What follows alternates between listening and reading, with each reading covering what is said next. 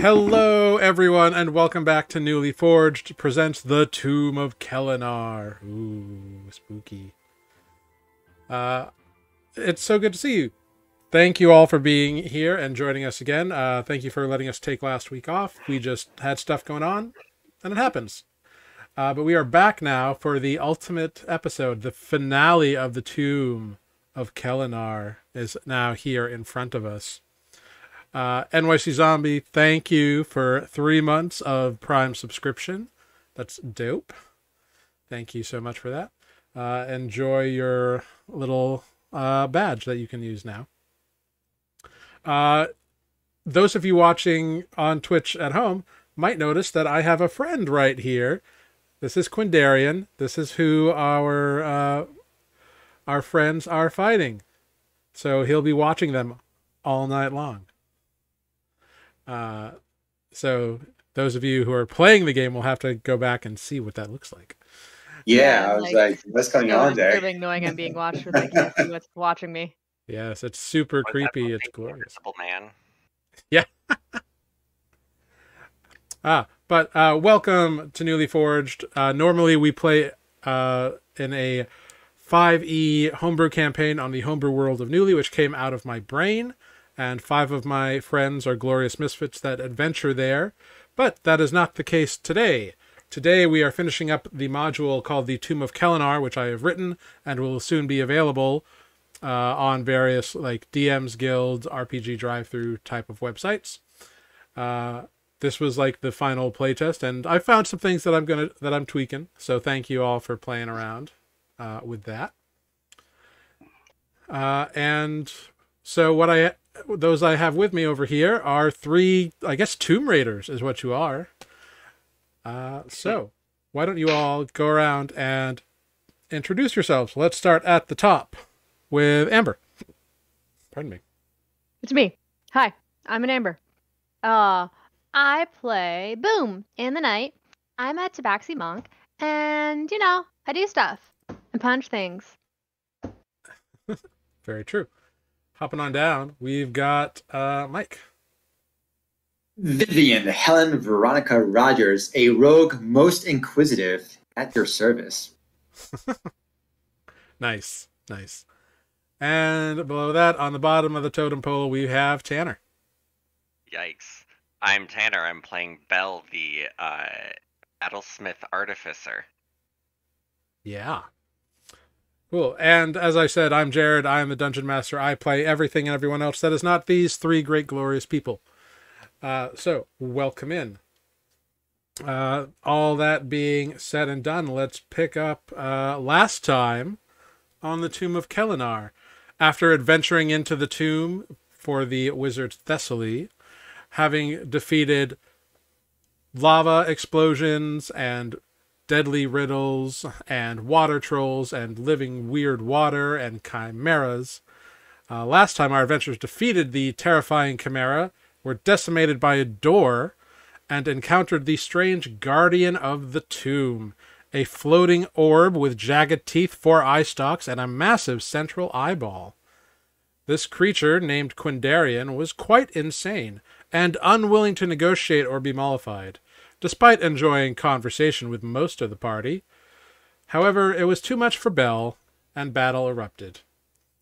Boom went down, and through rounds of confusion, fear, paralyzation, and the occasional massively devastating eye beam, the battle has raged on, with the group barely hanging on, and Quindarian looking quite battered itself.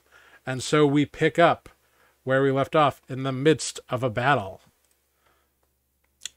So let's head on over to that battle screen. Dun dun dun. Yeah, right. All right. Players, I believe you should already be on the battle screen. Yes. Cool. So just as a recap, for those who may be joining us and for the players, because it's been a couple weeks, currently Stefano is a broken pile of parts. Sad little Robo Corgi down. Boom, you are fully in capacity of yourself, but you have 1 hit point. Vivian, you are currently paralyzed. And Belle, you are also currently paralyzed. So that is where we are at the top of the round. And I think Boom is still Big Bada Boom. No, Boom, that concentration lapped. And you had concentrated on something else new, but I forget what it was. So maybe you can answer that question. I have no fucking clue. It's the only. That's Oh, the only... I think it was it absorb elements or something like that? No, A defensive I thing? don't have that one. Oh. Hmm. That's the only concentration spell I would have been running. Yeah. Yeah, I think she went down and you dropped the concentration. Or you got hit by something. I don't remember exactly. So we're going to say you're not concentrating on something because I know Boom is no longer enlarged. Okay. So Was I will... it the insight thing? Was it that Oh, I was the in sight cone. and then the cone Oh. of sight? Yeah, that might be it. I don't remember. That's what it was. It is looking directly at you, and that is what is inhibiting the spell. Yeah, yeah. That is why Boom is not large. Great. Well, at the top, Vivian, go ahead. You're paralyzed, so go ahead and make a Constitution saving throw right at the start of all this action. All right. 8. Unfortunately, you are still paralyzed. Yeah. However, we That'll be one of those nights. we move on to Boom. I will also remind you all that you have heard Quindarian be like, I don't want to destroy you, but if you're going to make me, you could all just be mine. I don't know what that even means. Amber or Boom. Who's to say? It is quite mad. Yeah. Boom is gonna do the thing that Boom knows how to do, which is use the shadows to appear up in range of the dude. Yeah, he is 30 feet in the air, so you can do Great. that. On my way down, I am going to do all the attacks. Cool. What was I doing before? Yeah, you get advantage on the attack. Okay. Because that's part of your Shadow Step ability. I believe you. These are all still so new to me. Yes, advantage on the first melee attack. Mm-hmm. Great. Gonna do spear, and I'm hoping 16. 16. It just barely manages to dodge out of the way.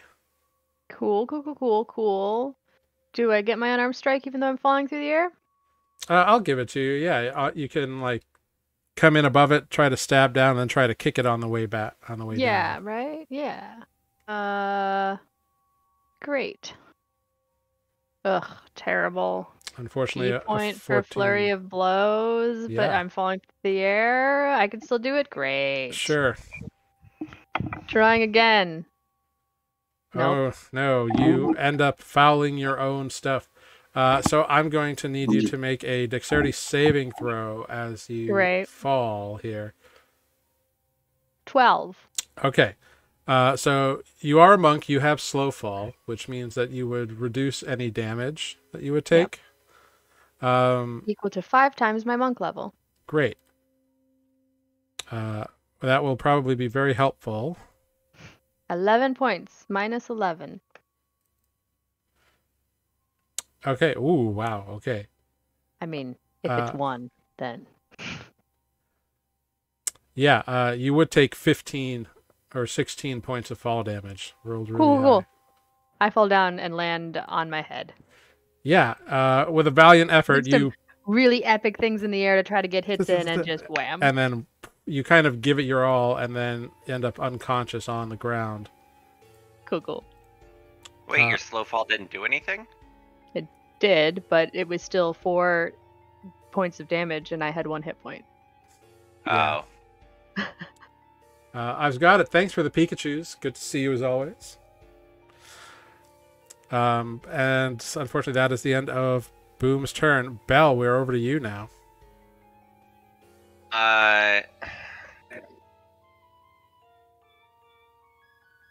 What are my status icons? So doing? you're concentrating on a spell that's not functioning. None of your magic is currently functioning, and you're paralyzed. So go ahead, make a saving throw at the end of your turn. Con save. 11. Unfortunately, you are still stuck. Quindarian is just going to kind of float over back into the center of this room with all these shafts of light that are encircling the room. But you all just see this gray version of this creature fly over there. And it's just going to look around. You know, I really just wanted to add you all in my collection, but you're making it very difficult. Oh well. And then I'm going to need a wisdom saving throw from Vivian, a second wisdom saving throw from Vivian, and that's it. All right, 14 and 20. Okay, so you are confused, Vivian.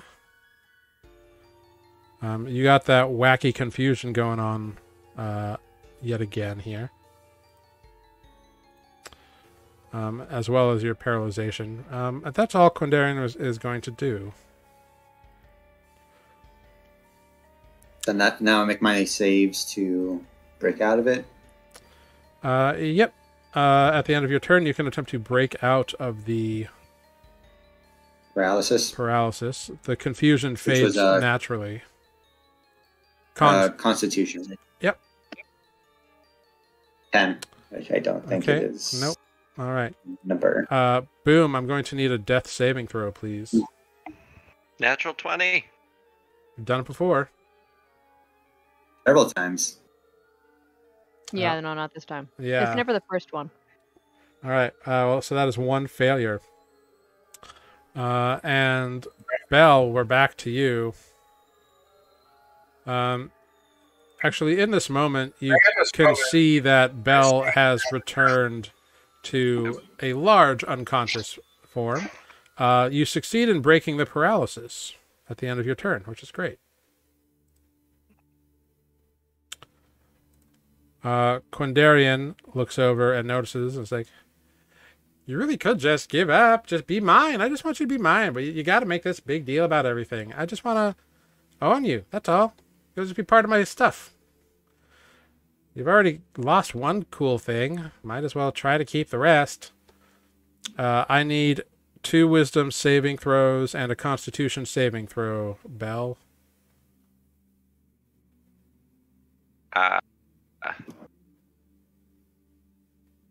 As 3 eye beams come blasting at you.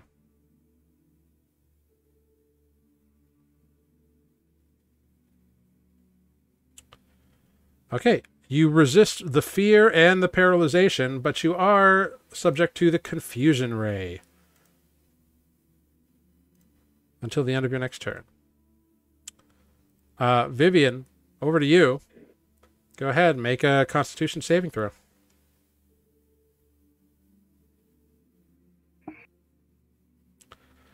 20. And with a 20, you manage to bust out of the paralyzation that has been cursing you. So good job. Until he zaps me again. Yep. That brings us to Boom. We're going to need another death saving throw, please, Boom. Big money, big money. Nope. Oh. This giant cat person lying there limp and bent a little funny.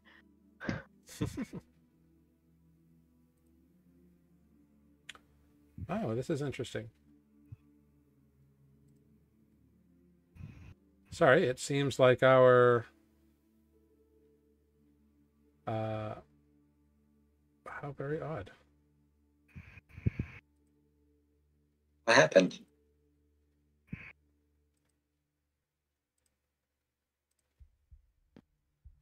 It seems like our gameplay is not transmitting for some reason.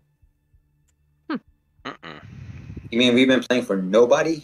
Ugh. Well, we are Just for still our own fun. we are still live, but the map Oh, wow. Awkward.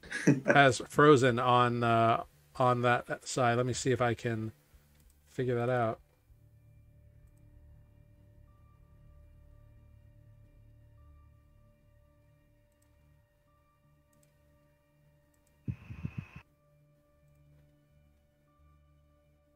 Okay. There we go. Okay, I think. Yep. All right, we got it now, folks. Sorry about that.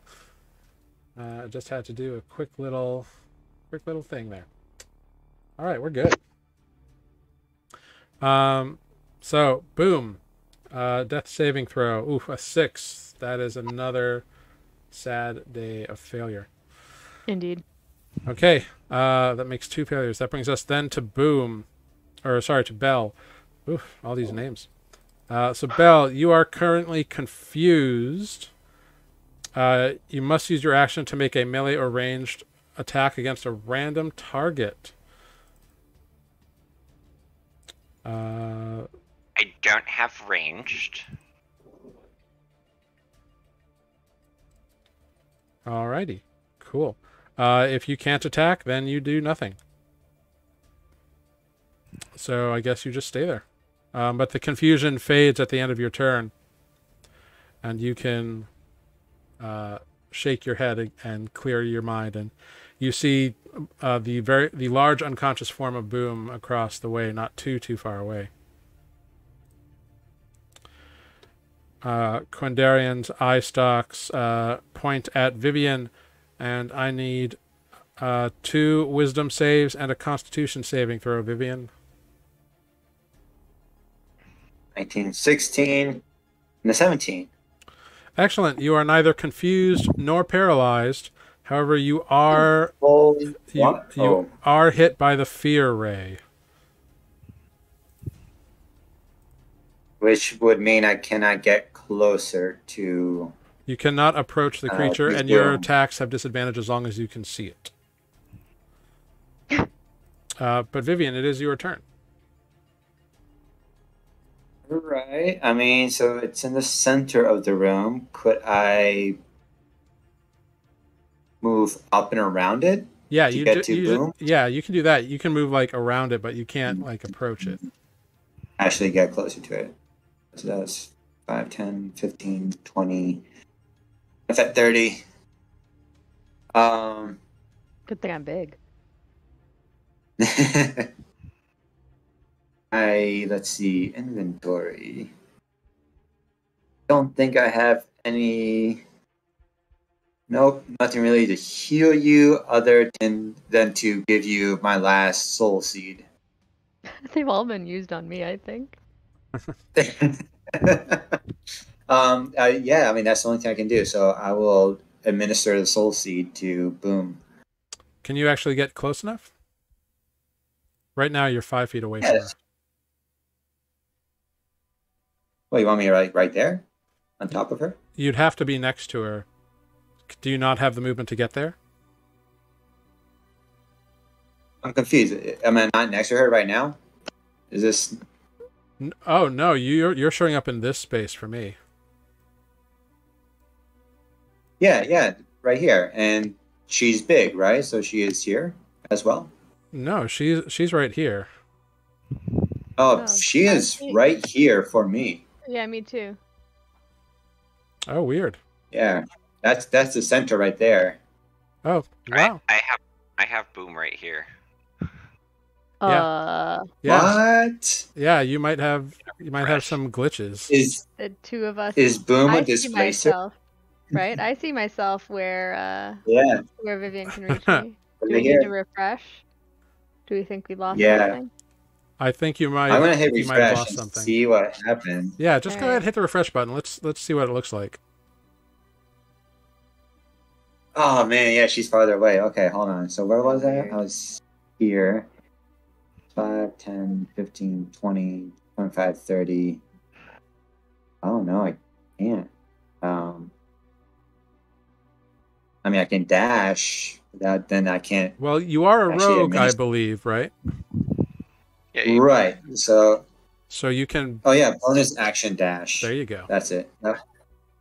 Thank you. Yeah. Rude. And then I it's will been a couple administer weeks. the soul seed. All right, that stabilizes. Boom, so she no longer has to make death saves. Still So, not dead. not dead. So that's just you. So you're just stabilized, which is great. Belle, we are over to you now. I am not confusion. No, you broke the confusion, or the confusion ended last turn. You're not stunned. You're not paralyzed. You're not afraid. You have all your faculties. I run over to the big bada boom. Yep. And I touch, hopefully with consent. Very important. I mean, you know. Nobody healed me picked this before. name. Nice to see you. For a 10 healing damage. Awesome. You rush over and infuse the big boom for 10 points of heals, which is great. And then I'll turn towards the floating eyeball. Mm-hmm. If we become part of your collection, does that mean we get to leave? Okay, is that it? Yep. On your turn, you see the creature like looks towards you, and all the eyes kind of stand at you. It's like, well, no, you'd be here. You'd be mine. That's how being part of my stuff works.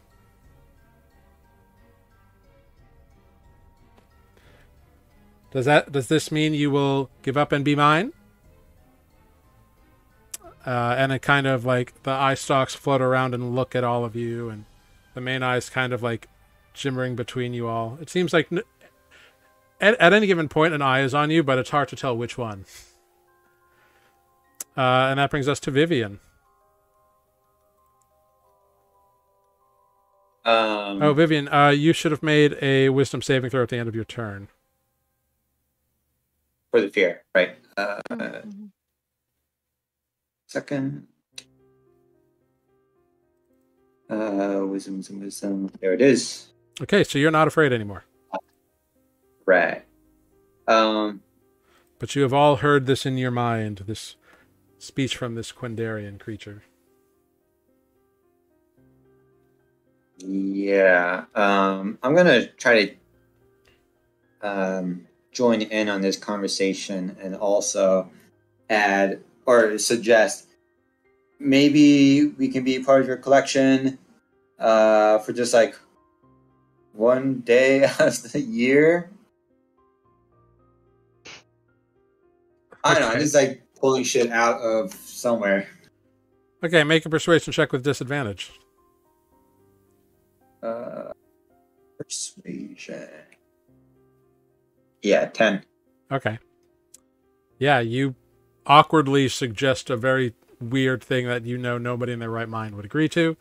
That moves us to anything else on your turn, Vivian? No, I guess I'll wait for its response. Okay. And then we'll figure things out. Boom, you are prone on the ground, but you have been freshly healed by Belle. Great. And I remain embiggened. You are embiggened at the moment. Great. Boom don't know nothing except go boom. Can I, in my embiggened form, try to stab? Get up on the thing? Yeah, what's your movement? Because you spent half to get up from prone. My movement is 45. Okay, so And yeah, if so... I can do my agility. Cool. Design agility. Yeah, so it's currently, we'll say, it's 30 feet in the air still. The platform gives you 5 feet, and the sarcophagus gives you a little bit more. Okay. So it would still be 20 feet above the sarcophagus. And I am embiggened. How tall am I? How tall do I become? Around 12 feet or so. Okay. So you could jump and make an attack. Sure. So yeah, you can run up and jump and try to stab it if you want. I love it. I'm doing it. Sure, go for it. Ugh. This is going terrible. An 8 will miss, however. Yep. Alright, do I get any of the other strikes, or because I jumped, it's the end? Because you jumped, it was just one thing. Right. However, you have enough movement if you use your feline agility. I will let you jump, do a standing jump, and get one unarmed strike in. One in. All right, I'll do that then. Go for it. Boink, boink.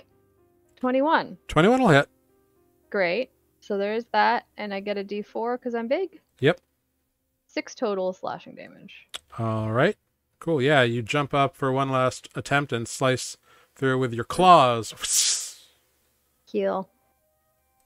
And then I'm standing there. Yep, you're standing right under him. At the end of your turn, a ray fires out at you. Go ahead, make a wisdom saving throw, please. 9. You are afraid of Quendarian once again. Sounds about right. Eep. That brings us to Bell. All right.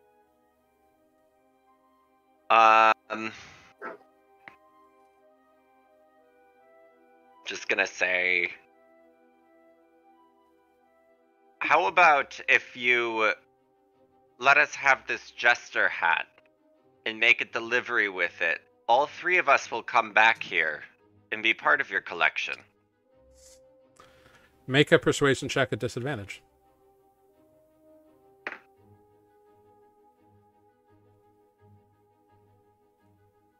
Nine. Okay. You obviously have got your negotiating skills from your aunt. Yes. So That's not true. So not making the best argument for your situation. Quendarian on its turn looks directly at Boom, and Boom, you shrink down to normal size once again. You're actually kind of standing like directly under it there. So it looks down at you, keeps its main eye on you, and you all hear, "No, you don't leave when you're part of my stuff. You stay here, obviously. And what kind of crazy person would give up their stuff and let their collection leave? That's just ridiculous." And I'm going to need a wisdom saving throw from Belle, from Vivian, and a con save from Vivian.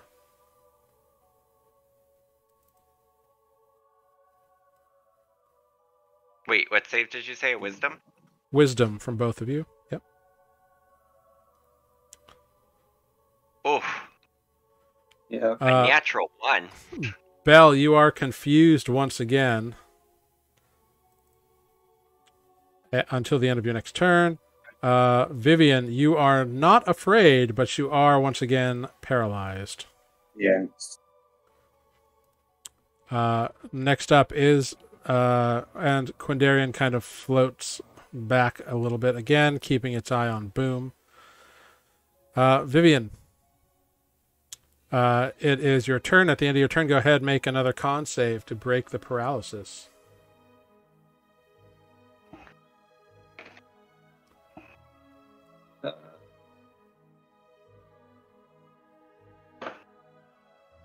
Nope. With a 9, you are still paralyzed. Boom, we are over to you. You are currently afraid. Great. Looks like you moved away. And the thing that I'm having trouble remembering is whether I used my darts here or in some other room. You used them here. In fact, most of them are over here on the ground. Right? All right, cool. Good to know. I'm gonna go crazy. I'm going to chuck my spear at Dude Boy. Sure, go for it. Make an attack at disadvantage. Now, my question is, for doing that, I do one-handed or two-handed? It's one-handed to throw the spear. One-handed to throw? Cool, yeah. Just making sure. Mm-hmm. Attack. 11. They're both 11s. All right, unfortunately, an 11 will miss. It goes wide. Your hand is kind of trembling as you release the spear, and it kind of veers off to one side. Sounds good. All right, well, then I'm going to go back over here to my pile of stuff. And go, this is not working, guys. What are we doing? Yep. At the end of your turn, go ahead and make a wisdom saving throw. Oh, wait, I'm not supposed to move? No, you can move. You just can't move closer to it. I just can't regain it. No, I was looking at feline agility. Oh, yeah. I just don't regain the trait until I don't move. That's gotcha. fine. Yeah, great. Cool. And a wisdom saving throw at the end of your turn against the fear effect. Right. 18. You are not afraid. Great. You Love have it. burned through the fear. Throwing my spear and it clattering made me mad. Or Yep. something. And there's a pile of your thrown darts just clunked on the ground over there. Perfect. Perfect. Yes, I'm just going to say it. So, Belle, I need you to roll a d6 on a 1 to 2. Or, sorry, on a 1 through 3, you'll hit Boom. And on a 4 through 6, you will hit Vivian with your glaive. So I need you to make an attack roll against Vivian. She's currently paralyzed, so I believe you have advantage on the attack. As you strike out in confusion. 26. I believe that will hit Vivian. Go ahead, roll some damage. 9. So, Vivian, you take 9 points of damage.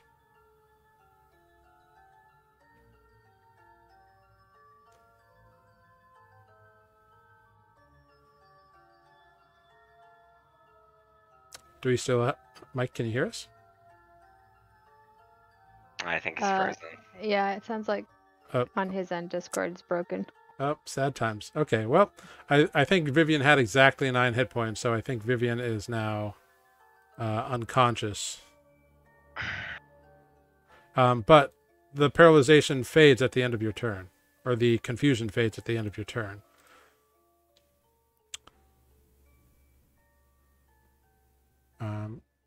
Cool.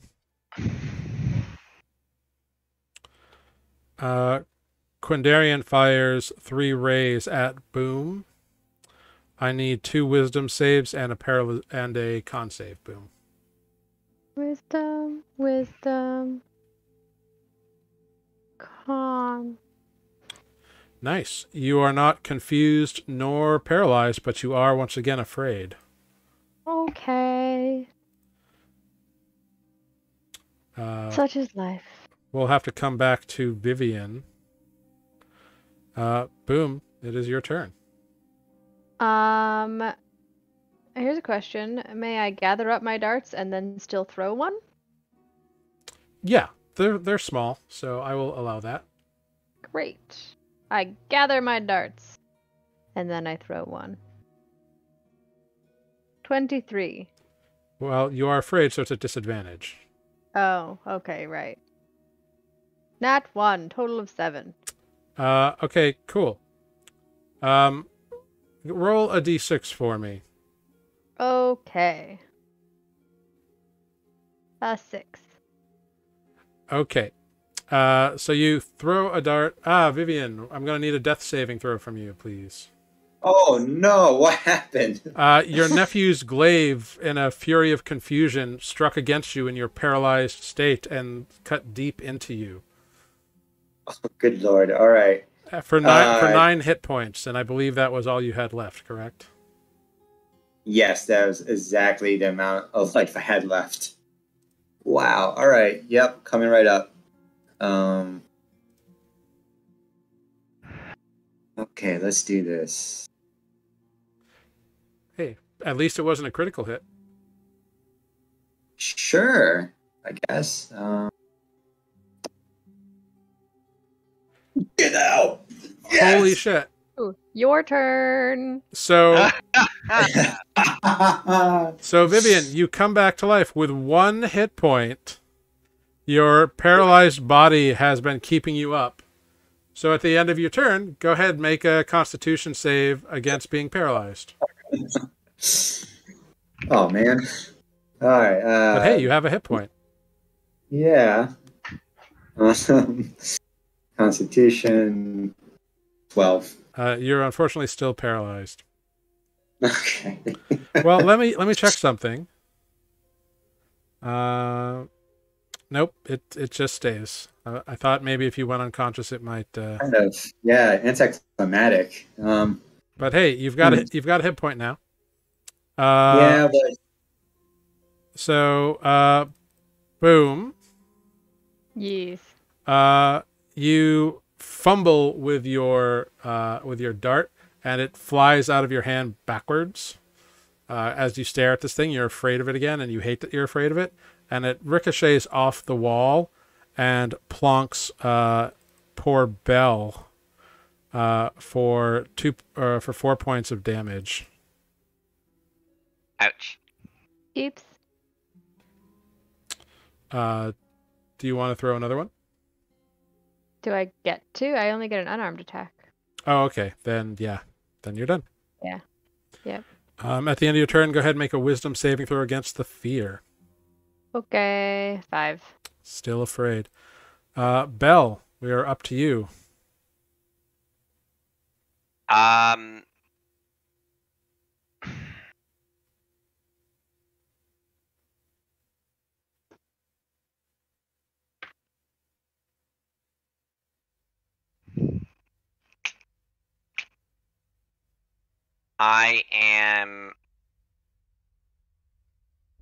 I'm gonna use the necklace.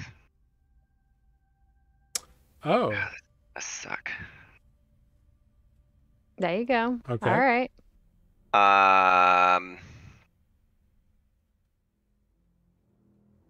Yeah. I'm gonna use the necklace, so I'm gonna need a DC 14 saving throw. Wisdom. Wisdom. It rolls a natural 20. Fuck. Wow. This is our day. yeah. Yep.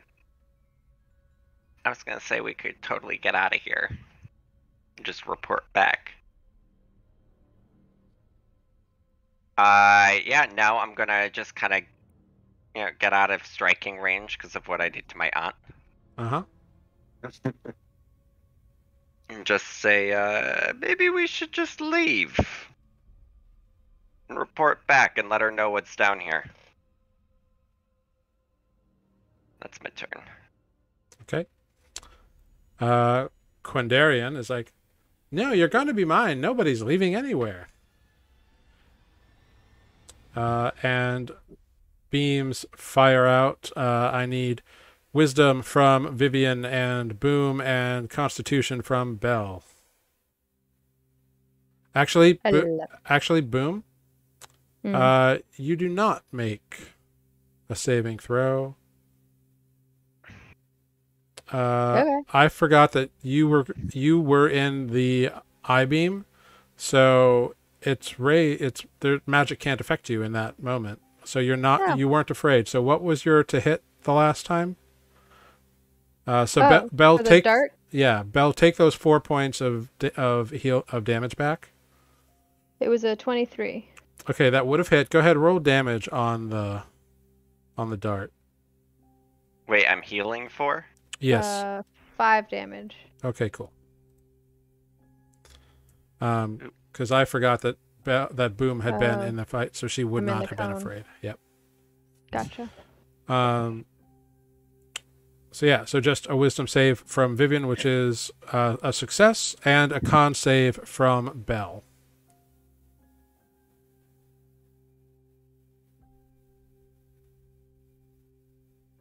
$14. You are paralyzed, Belle. Vivian, it is your turn. At the end of your turn, go ahead and make a Constitution save against paralysis. Yes, sir.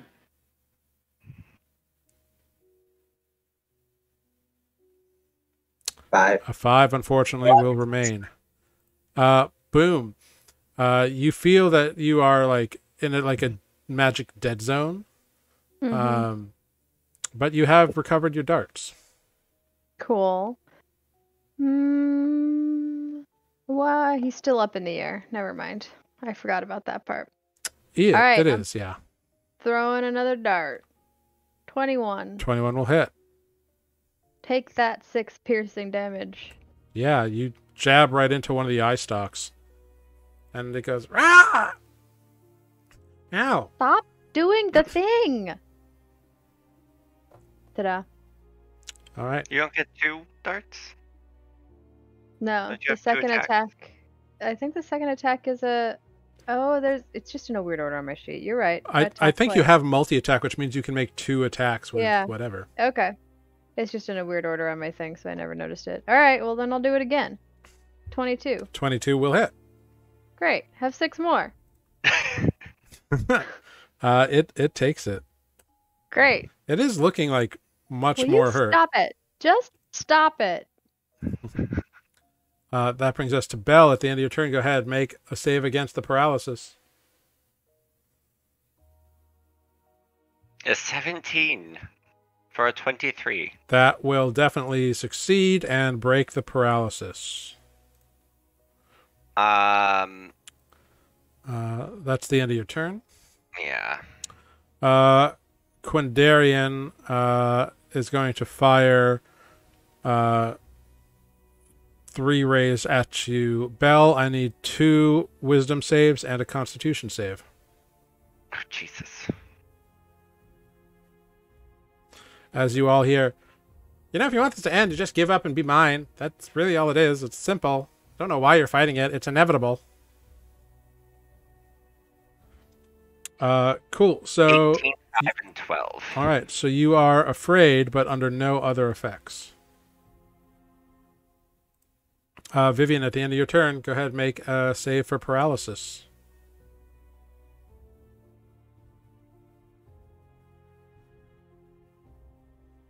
Natural There it is. 20. Nat 20. Brilliant. Until he shoots me again with Right. it. So Boom, it is your turn. I'm going to keep throwing darts. Oh, that one missed. Yep, an 11 misses. Doing it again. And And a- now a 10. And a 10 also misses. This is so annoying, says Boom. Bell, it is your turn. So you said I'm afeared. You are afeared, yes. You can't move closer to it, and attacks against it would have disadvantage, but that are the only effects that you are under. Right. Bell's just gonna yell out. You two just try to get back to the wizard. Try to get help. And I found out I have a dagger.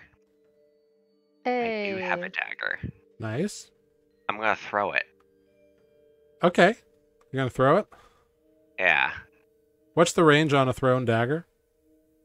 20-60. So it's, disadvantage anyway. Yeah, so it'll just be a disadvantage, but go for it. That's just a strength check. It can be strength or dexterity, because it's a thrown finesse weapon. But so no proficiency. I believe you're proficient with daggers. Oh, okay. As an artificer, I think almost everybody's proficient with a dagger. Yeah, it's a simple weapon. Yeah. I just wasn't sure for throwing. Okay. Yep. Right. Why isn't oh, there we go. Go for it. Oh.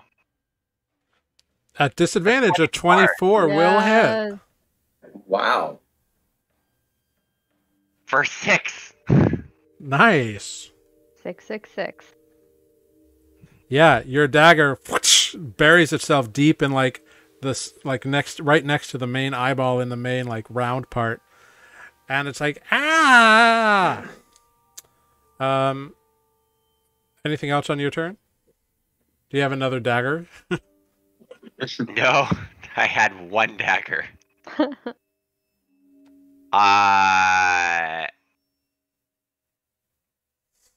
Shit, I could have cast Booming Blade on the dagger. Fuck. I'll let Oh, you. wait, No, I think that's only melee attacks. Yeah, it's a melee. Okay, Yeah. never mind. Yeah, all my stuff is melee. Okay. Quindarian does not like that. So boom, you feel yourself grow Uh-oh. once again as it has apparently shut off whatever anti-magic ability. I need a wisdom save and a con save. Or, sorry, I need 2 wisdom saves from you, Boom, and a con save from Bell. 5 and 12. I'm both things. Yep, you are confused and afraid. Boom. 13. Bell. Oh, Bell, go ahead. Make a wisdom saving throw at the end of your turn. I forgot to have you do that.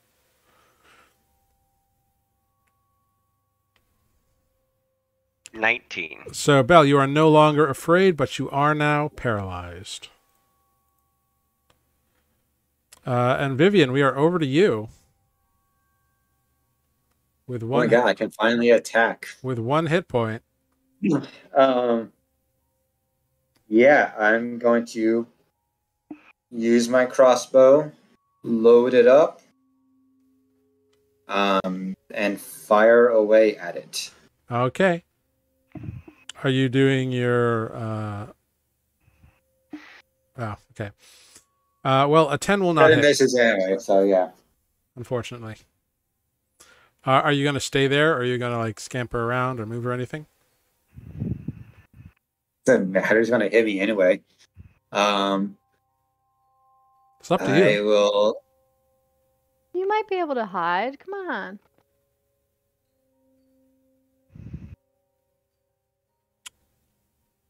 I'm going to come right up to it. Or at least up to there. Okay. Then say something like, I don't know, dramatic, like, come down and face me like a real monster. Make an intimidation check at disadvantage. Well, why is that at disadvantage? I thought I was pretty intimidating. Because it is not afraid of you at this moment in time. It has been playing with you for the better part of this. Also true. Very true. Yeah, that's a 6. A 6. Okay, good to know. You say this and you think you're very, aggressive about it. But it kind of like looks at you, and you kind of see the one eye stalk looking at you kind of roll the eye at the end of the eye stalk. It side-eyed me. Yeah. Boom. You are confused and you kind of lash out, but you don't hit anything. The confusion fades at the end of your turn. You can't move or anything. So at the end of your turn, go ahead and make a wisdom saving throw. 19. Huzzah! That removes the fear. I'm not afraid of you. Wait, Belle, where'd you go, Vivian? Oh, there you are. go ahead, make a Constitution saving throw against the paralysis.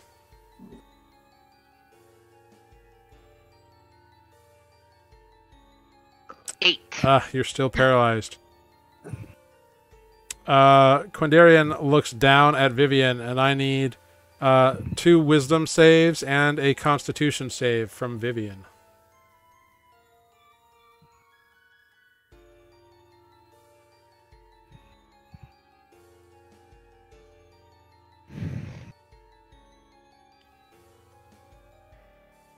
Wisdom, and Constitution.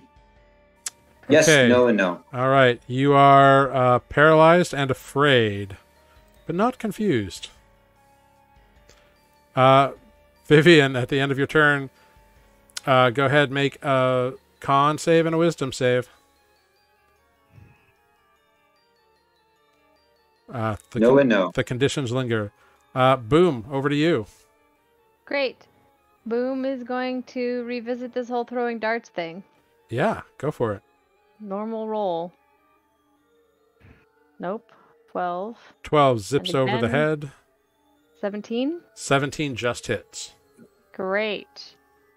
Take 6 plus my d4 because I'm big. Yep. 9 damage. Very nice. Yeah, cool. This thing is being turned into a pincushion slowly. Yeah. Very, very slowly. Anything else? I mean, that's all I got. Okay. That I-beam at the end of your turn, looks over, and that yellow and red eye beam blasts towards you. I need a Constitution saving throw. Constitution. 20. Excellent. That is Haha. fantastic. That's so good. You have no idea how good that is. I'm not dead. Instead of taking 36 necrotic damage, Yeah. you instead take 18. Okay, I'm just unconscious again. Just roll another natural 20 on the death save. It's easy. It seems to be the thing to do. Right? Okay, Bell, at the end of your turn, go ahead, make a con save against the paralyzation.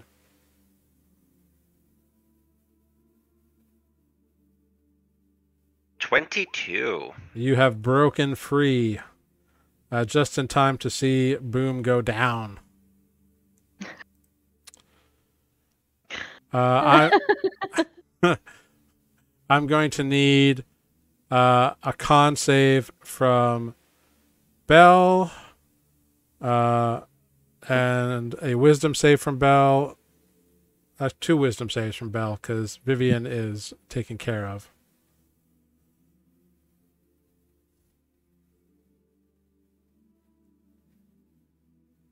13. Mm-hmm. Natural 20. Nice. 19. Nice. You are neither feared nor confused, but you are once again paralyzed. I feel like my muscles are starting to atrophy after all this paralyzation. Vivian, at the end of your turn, go ahead and make those saving throws. Constitution. Great. And a wisdom. 19. You break both effects. Boom. At the end of your turn, at the start of your turn, I need a death save. Ta-da! 15. Success. Not a failure. Bell, at the end of your turn, I need a Constitution saving throw. 22. You break the paralysis. Fantastic. Vivian, I need 2 wisdom saving throws and a Constitution save.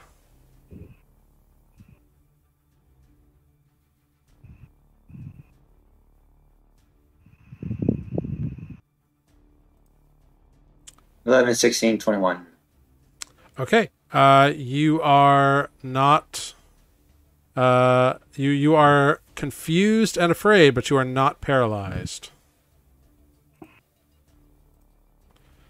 And Vivian, it is your turn. Let's try shooting at it. Okay, I need you to roll a d6. On a 1 through 3, you hit the creature. On a 4 through 6, you hit Bell, because you are confused. Sorry, Bell.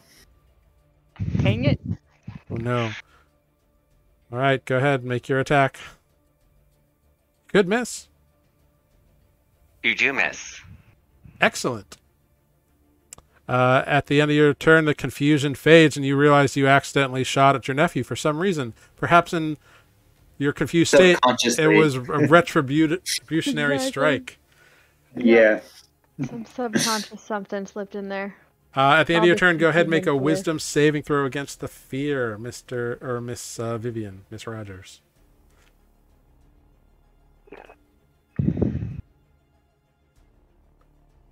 Unfortunately, 15. you are still afraid. Boom, go ahead and make that death save. Roll that 20. That's me. 16. That's another success.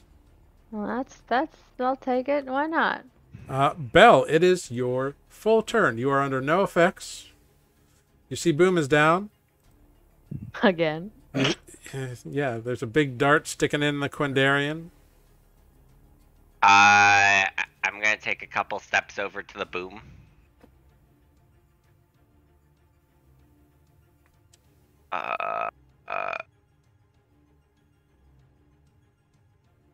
Gonna touch Boom Mm-hmm. for another 10. There we go. Great. And then I'm just gonna step back. Awesome. And that's it. Very cool. Quindarian looks down towards Vivian and Belle, and I'm going to need a wisdom saving throw from Vivian, and then a wisdom and a con save from Belle. 15. You become confused once again. Oh. Sorry. I double-clicked con. That's okay. You saved from the con and from the wisdom. So you are neither afraid nor paralyzed. Vivian, go ahead. Roll a d6. Actually, Boom is technically alive now. True. What's your passive perception, Vivian? It is 15. Cool. Roll a d4.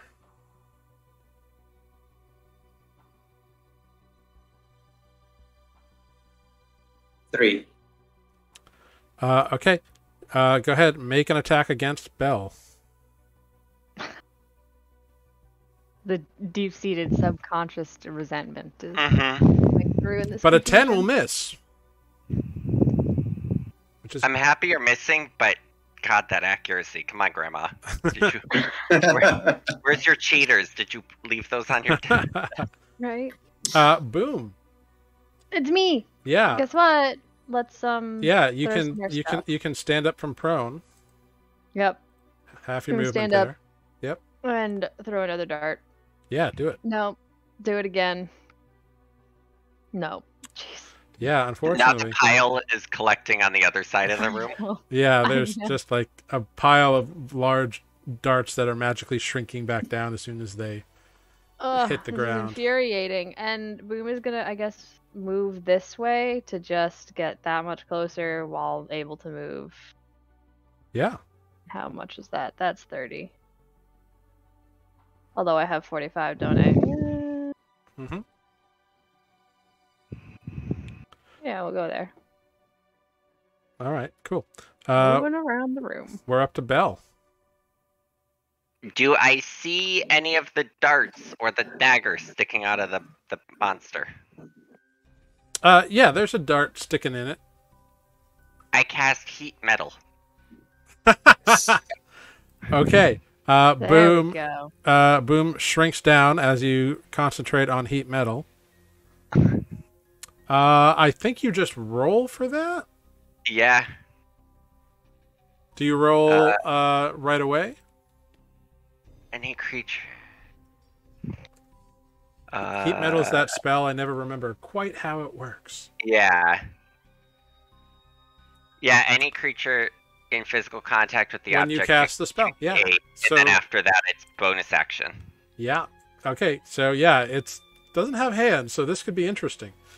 It's stabbed into it. Go In ahead, fact, roll it 2d8 can't fire be damage. let go. 13. You see this dart stuck deep in, and you see that it's made of metal, and so you focus in on it, and you see it start glowing like cherry red hot as you start to hear a sizzle, and the creature screams and howls. "Arr!" It does not like that at all, and it looks really fucked up by it.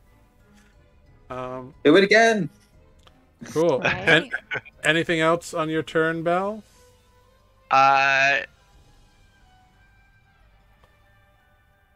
No. Yeah, no. That's all I got. Okay. Well, it does not like that at all. So, Belle, I'm going to need 2 wisdom saves and a constitution save.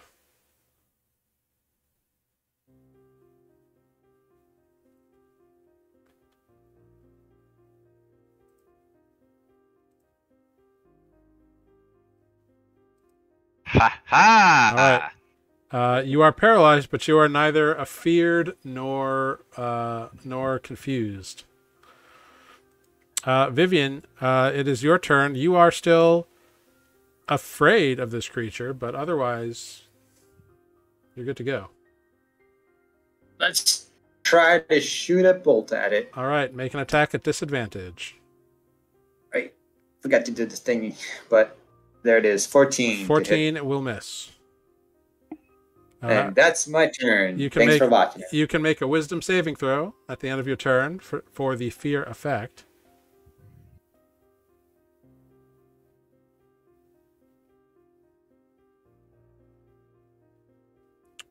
Go ahead. Yep. There it is. 17. You are no longer afraid. Huzzah! Excelentes. 5 seconds later. Boom. It is now your turn. Great. Stand by. Huzzah! This is just an ability. I don't have to use a key. Great. Shadow step? Into those shadows to drop down on it again? Yeah, go for it. And then I'm gonna do all unarmed because I don't have my thing. Yeah, go for it. There's a 1. That doesn't hit. Remember, your first attack is at advantage. when you do Advantage. this. 18 does hit. 18 absolutely hits. A 4 slashing damage. Uh-huh. Plus another on the way, an 18 That'll hit. again. A 4. And with this dropping down, do I have time for a flurry of blows or no? So you teleport out and you lay 2 slashes in, one catching it by surprise, slicing clean through one of the eye stalks, and the second one, like, you come around and slash through the main body, and you begin to think about coming back with your fury of blows, and you realize as you're falling that Quindarian is falling with you. Boom! Aha! How do you want to kill this thing? All right. Yeah, so I've grabbed a stalk, and as we fall down, I want to land on it, like stomping it, as I notice it falling, and like throw it to the ground and land on it. Yeah, you grab at the stalks as you like tear one of them out and just position it under you, and so when you land on top of it, you squish it between you and the stone floor. The main eyeball pops, the tongue lolls out, and it kind of like butterfly spreads out like a dissected bunny or something. And it's just like, and the eye stalks twitch, and then they stop twitching. And a smell of, like, imagine, if you will, rotten cotton candy permeates from the body. Disgusting. It is no longer alive. Everything about this was really annoying. Also, it smells bad now. Yeah, can we just get the fuck out of here? I can't remember the last time I died so much. I mean, like, I didn't die, but I was unconscious a lot. Usually that's Fred, but Fred's dead now. Am I the new Fred? Oh, no. Well done, everyone. It seems your enemy has been defeated. I still concentrate for a minute on that needle and keep burning it. Yeah, you can smell Just the make roasting sure. flesh. It's double tap. Uh-huh. Or 10 tap. Yeah. Yeah, you can be as spiteful as you desire.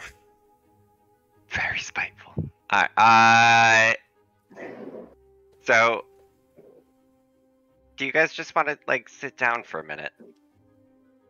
I mean, that's probably a good idea. Yes. Alright. I would like to sit down, Yeah. and I'm gonna bring back Stefano.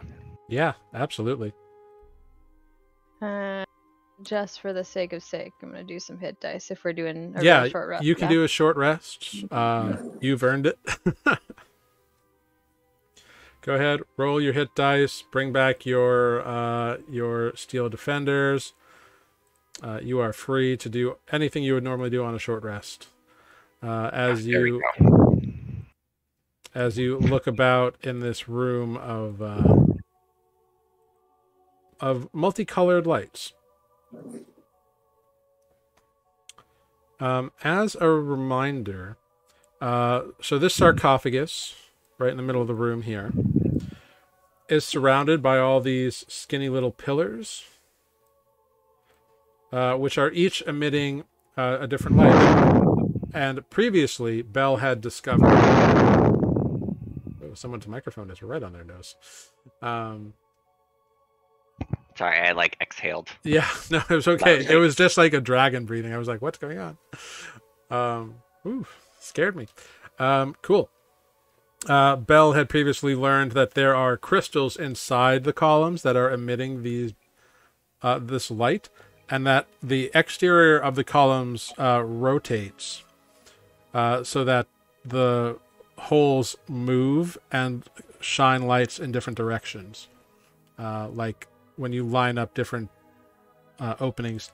Like imagine one of those things that like projects stars or a carousel on like a kid's bedroom ceiling. It's like kind of like that. But you all take the time to heal up. An hour or so goes by. What would you like to do? Can we just finish this puzzle and get out of here? What do you guys think?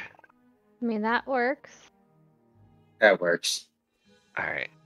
I'm gonna start pushing with this one right here. Okay. So you're just going to turn all of them? Is that your plan?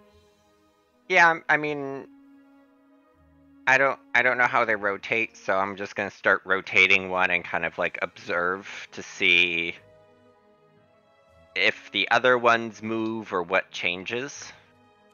So spinning like the any collar reactions. of one only results in that one spinning, and the light shifts. And as you spin around, like there's a point where like the light is shining on the sarcophagus, and then there's a bunch of times when the light is not shining on the sarcophagus. Okay. I'll just rotate them, or start rotating, and tell everybody else to just kind of start trying to push and try to get as many lights on the sarcophagus as possible. See if that's what does it. Okay, hang on. Let me pick up all my darts first. And my speaking spear. And then there's one dart that's like formed a metal cast around the Around one of one. the eyes. Yeah. Is it possible to pick up any of the bolts? You can get half of them back. Okay. So I get all but one of my darts. No, you can recover the darts. Ammunition is different than darts. Okay. I just meant the one that was hot. Yeah, It's it doesn't not hot. actually melt, but like it just it's a little warm when you touch it. The residual heat like lasted throughout the Ooh. short rest. Gotcha. You can almost what am I feel doing? the I'm heat of turning the light. spite within it. Right? Cozy. So you just are you like just turning all of the collars so that all the light shines on the sarcophagus? At least to start and see what happens. Okay. Yeah, you succeed in doing that, and there's no apparent change. What are all the colors? That is a good question. The colors are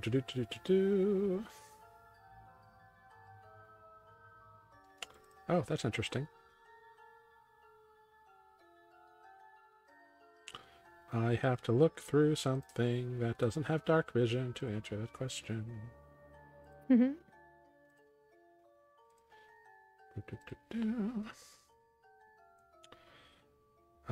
Cool. So there is pink light, yellow light, red light, blue light, green light, kind of an orangey light, and white light. So pink, red, green, blue, purple. I'm sorry. This one is yellow. Blue, purple, green, orange, white. Are there any markers around the room, or like, is each pillar a different color, or is it there's like different segmented tiers? Each pillar is a different solid color in terms of the light it emits, but like the colors are all the same color. It's like a stone over stone kind of vibe. The sarcophagus is covered with like runes and images. Oh, can I go inspect said runes and images? Yeah, go ahead. Would it be an Arcana or This one was investigation? yellow. Either one. One yellow. No, that one was blue. This one was Blue. yellow. 18. 18 Arcana. Cool. So, looking at this, you immediately can tell that these runes are like evocation trap runes, or abjuration, kind of a conjuration of abjuration runes and evocation. So you're pretty sure that the sarcophagus is trapped. These are runes of protection. Is there anything around the base or anything signifying? Yep, I'm getting to it. Okay. Oh, an 18 just tells you to. So you discover also that there is a small hidden compartment in the stairs on one side of the dais, which you can note for later. But the thing you're looking for here is that the runes are depicting a subtle color scheme. And you realize this color scheme to be blue, red, purple, green, white, blue.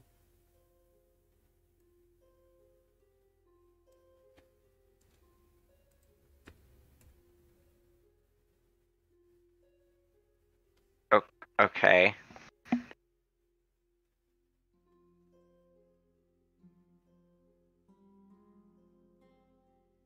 So I'll just like go to those, or since all the lights are already on the sarcophagus. Uh-huh. I'll just turn away all the colors that aren't those ones. Okay. To start with. So get rid of the orange and the pink. Yeah, you do so, and you don't notice anything different happen. Oh, and the red. Was there red? Sorry, with all the shadows, it's. Yes, there's a red. Yeah, I'll turn away the red. Okay. What color is this one?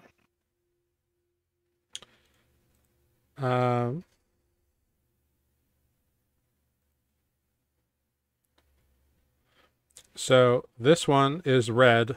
This one is pink. Okay. Oh, and I'll turn away the yellow light. Okay. So orange, pink, red. Yeah, you turn away all the colors that you didn't see listed on the thing. But nothing appears to change.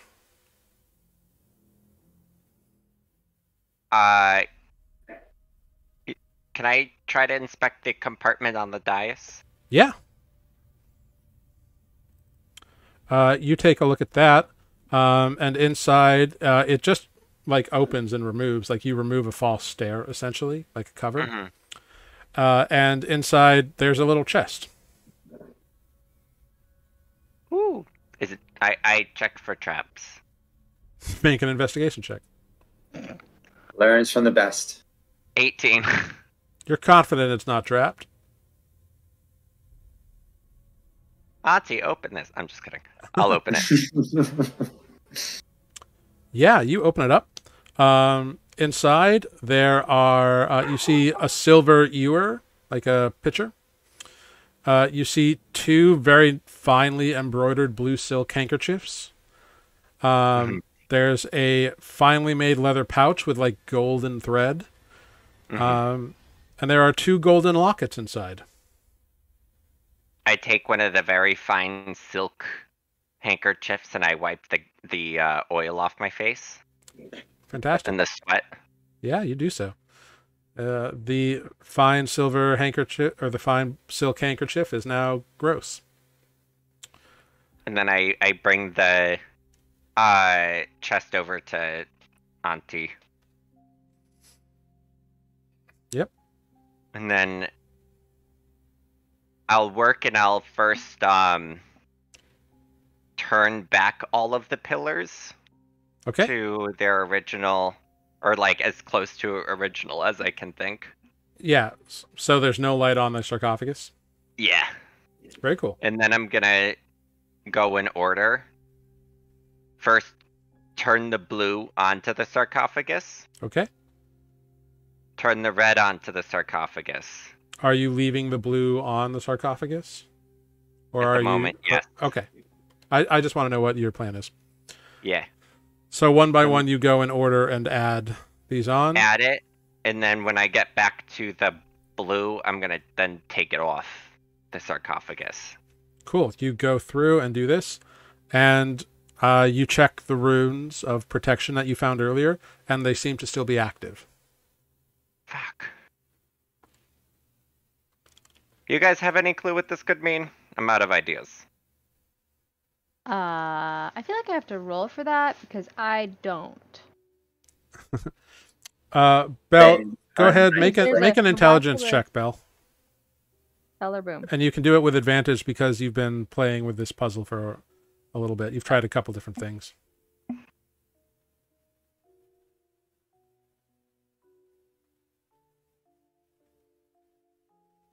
Dirty 20. Great. You had advantage if you want to try for the nat, but Oh.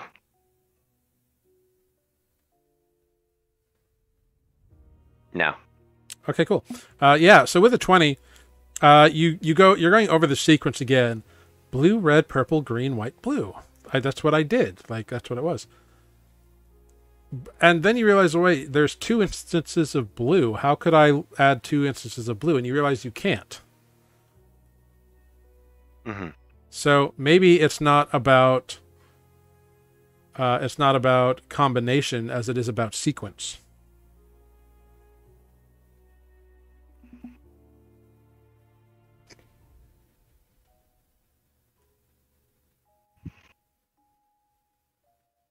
Okay. In other words, sometimes things are alphanumeric letters and sometimes they're words.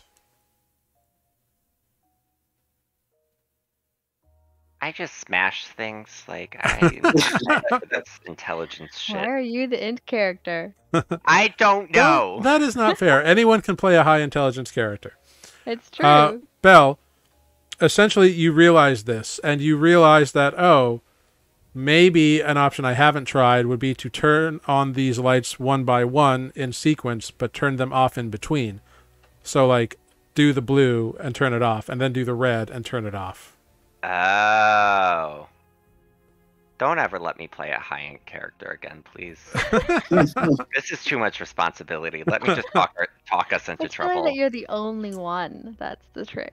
Or at least, I don't know about Vivian, but Boom is not. I'm great at trash talking the enemy. That's my strong suit. There you go. Alright. I'll turn all the lights off of the sarcophagus again. Yep. Start from 0. Yeah. And then just start flashing the sarcophagus disrespectfully. Yeah.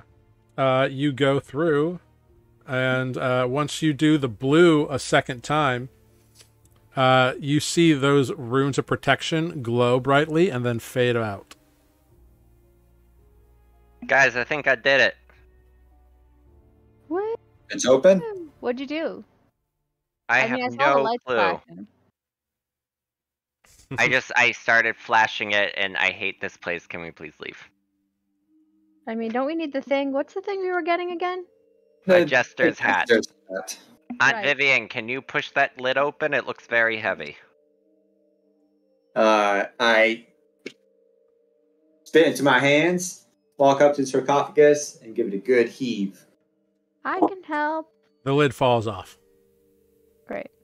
Oh. Then I And I was like, wait, maybe she's too wiry for that. Or is it wayfish? Yeah. It felt like it just happened to her. The rest of you watched her struggle for a good 7 minutes, but she thinks it just happened. Cool. So you push off the top, and looking down into it, you see that within the sarcophagus, a desiccated corpse of a most likely human male, clothed in blue and purple robes. Its hands are crossed over its side. There is a small, or over its chest rather. On the right side of the corpse is a long, thin box. On the left side is a pouch that is kind of sitting there. That looks like it has stuff inside of it. But in the hands across that are closed over the chest, there is a 3-pronged jester's hat. Hey. And the colors of the jester's hat seem to be oscillating. Ooh, like my shirt.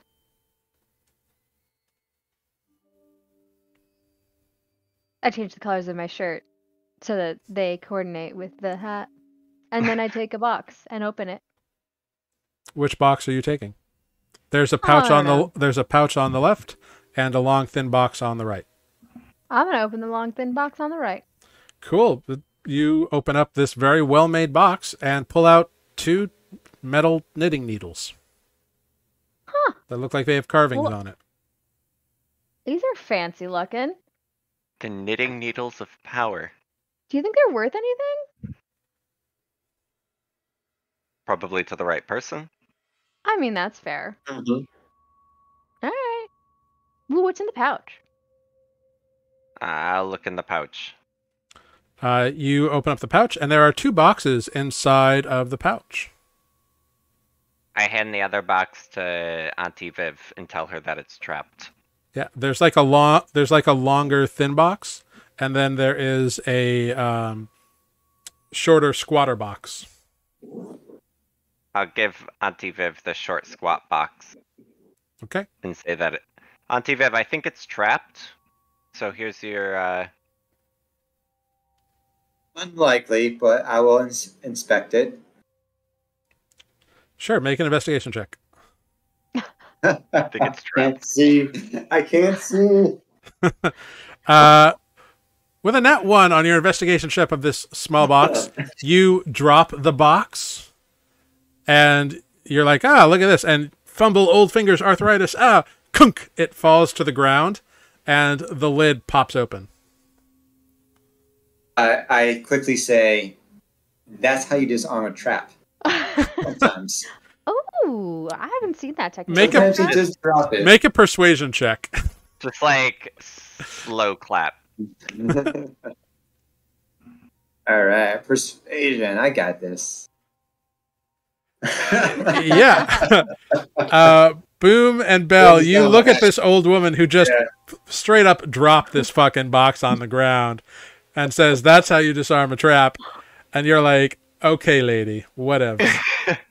Okay, Grandma, let's get you to bed. Right. Had a long day, dearies. You're tired, Viv. I can tell. I mean, I am too. I think we're all exhausted. So, I guess we take that hat now? Let's take everything.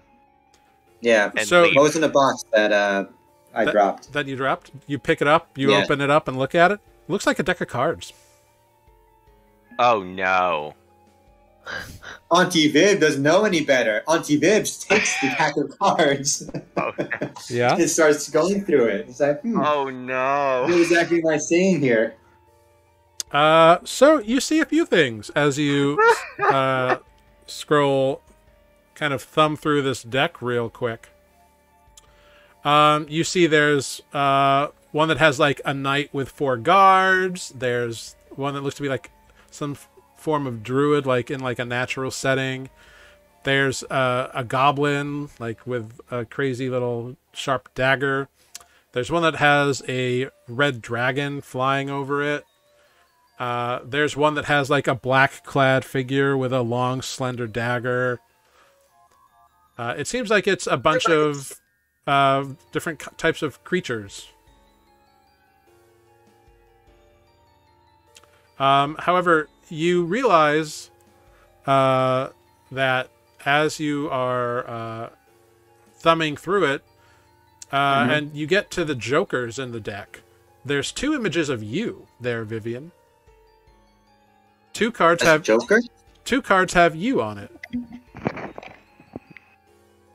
Take that. Like with the jester hat, Joker, or No, just you as you are dressed right now. It's me. Yeah. Whoa. 2 of them. I inspect these cards a little closer. I mean, they look like ordinary playing cards. These images of me, like, do they show me in terror, happy? Nope, they neutral? are just a static. They are just a static painting of you on the card.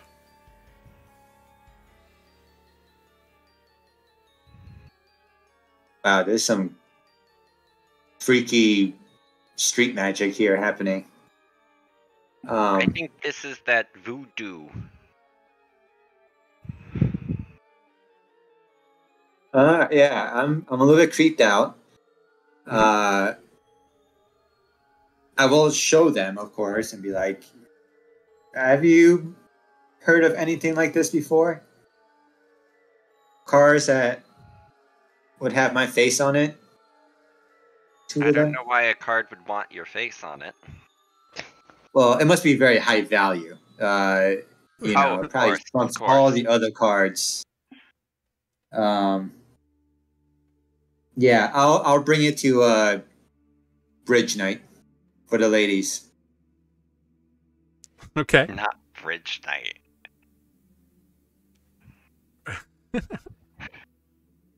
I'm gonna learn how to play bridge tomorrow. I want to get far away from that deck of cards. You can deal with that thing. Alright. Grab the jester hat. Cool. There is also that long, thin box that you have in your hand, Belle. Oh yeah. I'll peek at the box. What's in it? You open it up, and it looks like there's 3. It's like a set of gambling dice. There's a 20-sided one, a 10-sided one, and a 6-sided one. Oh sweet, I can use this to play Housewives and Officers Managers. and humans. Dungeons and Dragons. Yeah. Yep. I close it because I don't have identify, and put it in my bag, and then I grab the jester's hat. Cool. Yeah. Shall we go report back to the lady? I mean, yeah. Yeah, I mean, I don't know whether we think anything's alive, but I guess we're okay. is there anything happening with the jester hat? Like when you hold on to it? The colors try it just oscillate. Does someone My want to shirt, wear my the outfit hat? matches. I would love to wear it. Can I wear it? It would match. Sure. I just want to get. Good. Let's see what happens. You put it on, and the colors continue to oscillate. Awesome. Gonna wear it out. Cool. Keep my glamour weave going on my outfit too. All right. You have your disco of fabric going. Yeah. You collect up all of the various boxes and chests with all the stuff in it. You make your way out. Vivian, as you make your way out through that chimera cage, something catches your eye in the hay bale. We tried this once before. Should I roll another No, your passive perception investigation? Your passive perception is high enough now, and there's no like immediate danger. Oh, now it's high enough. All Yeah. right. Mine too. Mine's 15. I believe Vivian's is 18. Oh. Yeah, 18. Yeah. So yeah. So you do and you do indeed see a few more things. You see that there's a bunch of gems and coins kind of hidden amongst the hay. Hey now. All right. I collect these and Hate it. put it towards my wine collection. Cool. How about you put that towards paying rent first? So, spending the time to comb through, it's going to take you about an hour or so to comb through all the hay bales. All right. Yeah. But you find 140 gold pieces, 120 silver pieces, 200 copper pieces, 6 obsidian jewels, and 5 small diamonds. Nice, shiny. Are we sharing that? So that was 140 gold pieces, 120 silver. Yep. Right. Yep. And then what was copper? 200. You can go ahead and make a history check on the jewels to see if you know how much they might be worth. Okay. Let's see. History. 17? Yeah, you're pretty confident that these chunks of obsidian, they're very highly polished and in very flattering shapes. So they're probably worth 10 gold each. And the tiny little diamonds are probably worth about 25 gold each. Okay. Cool. So you make your way up the stairs, head over around the corner to the lava room. And you notice that the lava is just sort of calmly bubbling and seems to have, it's not quite solidified over, but it doesn't seem to be shooting up anymore. You take the time and find that you are able to traverse it without any explosions. This time, there's no crazy danger element here. No need for the Corgi Bjorn. No need for the Corgi Bjorn. Do I see any signs of Fred's bones? By the way, have you seen any signs of the rest of my friends? Where'd they all go? Where's Miguel? I know Fred died, but... Yeah, you saw a floating backpack melting away in lava that you knew to be Fred's. There it is. There was... well, I don't think you actually saw it, but Vivian did. Vivian saw a pile of charred bones on one side of the potion room and a pile of dust on the other side of the potion room. Okay. And there were the boot prints you recognized in the water room that were Miguel's boots. Right. And that is the last trace of Miguel that you saw. Oh my goodness. Nobody else saw anything, right? They're not like in here? Because I'd feel really bad if I just left them here. Guys, hello! I think we've thoroughly explored every room and they are not here. Huh. Yeah, the sinking realization comes over you that indeed the prize above is 6 feet below. Oh, well, I guess I don't, maybe I'll get their share. I put a hand around Boom and say, you know, dearie, perhaps the real treasure is finding new friendship. Oh. Oh, you mean like you and Belle? Yeah. I think we best get you home, Auntie. I think Cool, Viv. You know. Have you taken your meds today? No, wait. Did you forget a dose? Why are you so rude, Belle? Viv is cool. I just didn't. I guess we did a thing. I don't know.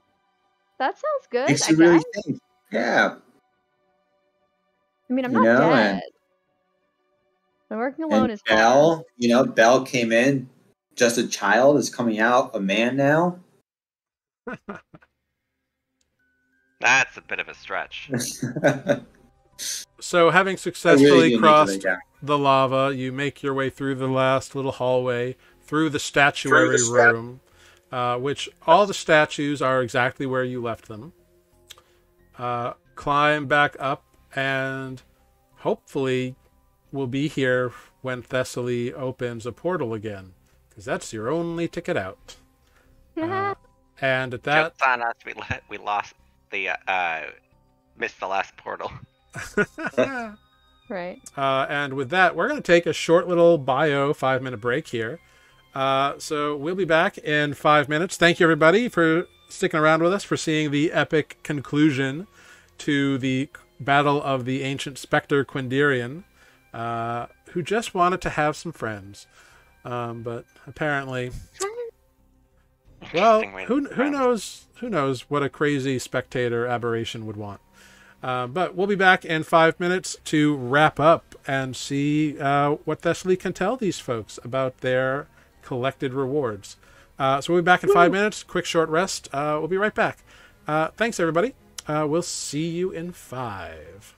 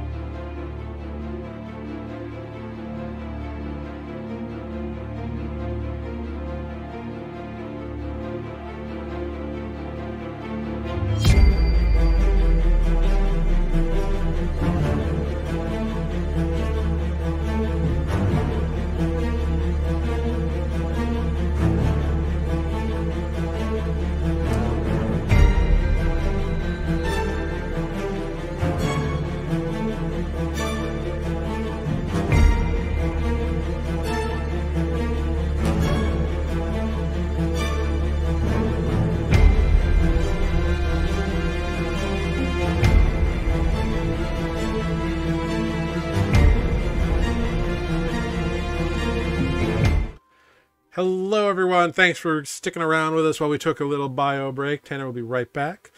So, you all have made it to that first entry room where you came in. There's no door. There's no entry point. You'll just have to wait.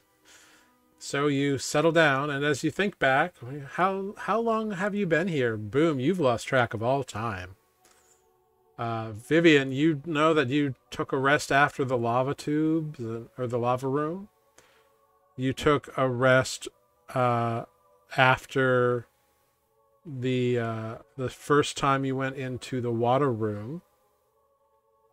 Then there was that time you rested after the battle of the water creatures and escaped back to the potion room. Then there was one after the chimera the first time.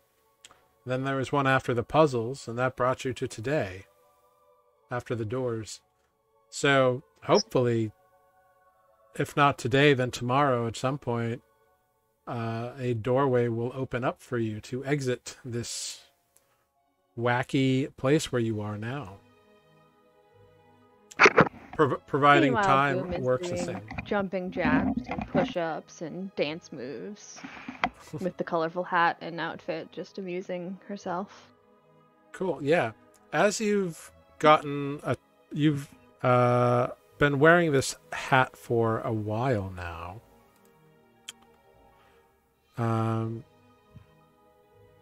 You realize something about this hat.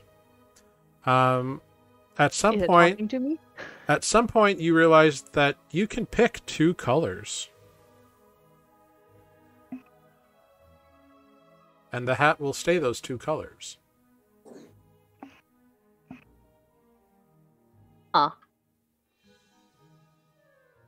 That's it. That's all it does. There must be more to it. We cannot have surely risked life and death for a hat. Well, Boom is the only one who knows this at the moment. I'm gonna just keep playing with it. So you're just going to let it keep oscillating? No, I'm gonna be like, okay, if I can make it these two colors, what about these two? Just try all the different combinations of colors that I've seen. As soon as you select two colors, the hat stops oscillating, and it stays those two colors, and you learn something about the hat in your brain. You don't necessarily understand what it all means, but you get the feeling that if you could only cast magic, you could make other people lose magic, and then you could gain some of that magic. Aw. Hey, Belle, how do you make a magic? That's a loaded question. Some people get it through blood. Other people through study, and some people Do you sheer get it from wit. wearing hats? Can you take it from people? I mean, I suppose anything is possible. I made a robot. I mean, that's true. Clank, clank. Hi. Clank, clank. Clank. Stefano runs over again to the steel rod that you had sticking out of your bag and starts pulling at it again. Nice. We played tug of war for a little while. While Boom ponders everything. Yeah, as you play, like you've done this for a while, and the rod is like not marked or scratched at all. It's kind of impressive. It's a really nice rod. Wow. Mm-hmm. Do you think I could learn magic, like right now?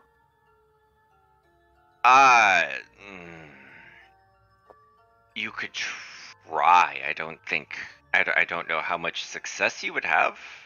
It might take more than just the 5 minutes. Well, I can do this, and I use my 2 key points to cast darkness. Okay, it is magically dark in the Does room, that and none of you count? can see anything. Does that count? Belle starts snoring. No, but really, does the hat feel any different? No, it seems like you're missing something. Hmm. I I don't know, cause ah, you didn't use the words I think that people use with that spell. Is a bit different. Abracadabra? No, they say hocus pocus. Oh. I mean, I kind of just do this. And indeed, in doing so, the dark. No one can see your demonstration because you have cast darkness, unless you choose to dismiss it. But Oh, no, we're still talking in the dark until I've processed that, oh, right, this is what we're doing. Which might be a minute, folks. Okay. Eventually I will let the darkness drop again. all right, the darkness fades away. You can all see each other once again, and you're just in this small little 15-foot room antechamber, just waiting. Time Does goes magic by. have colors?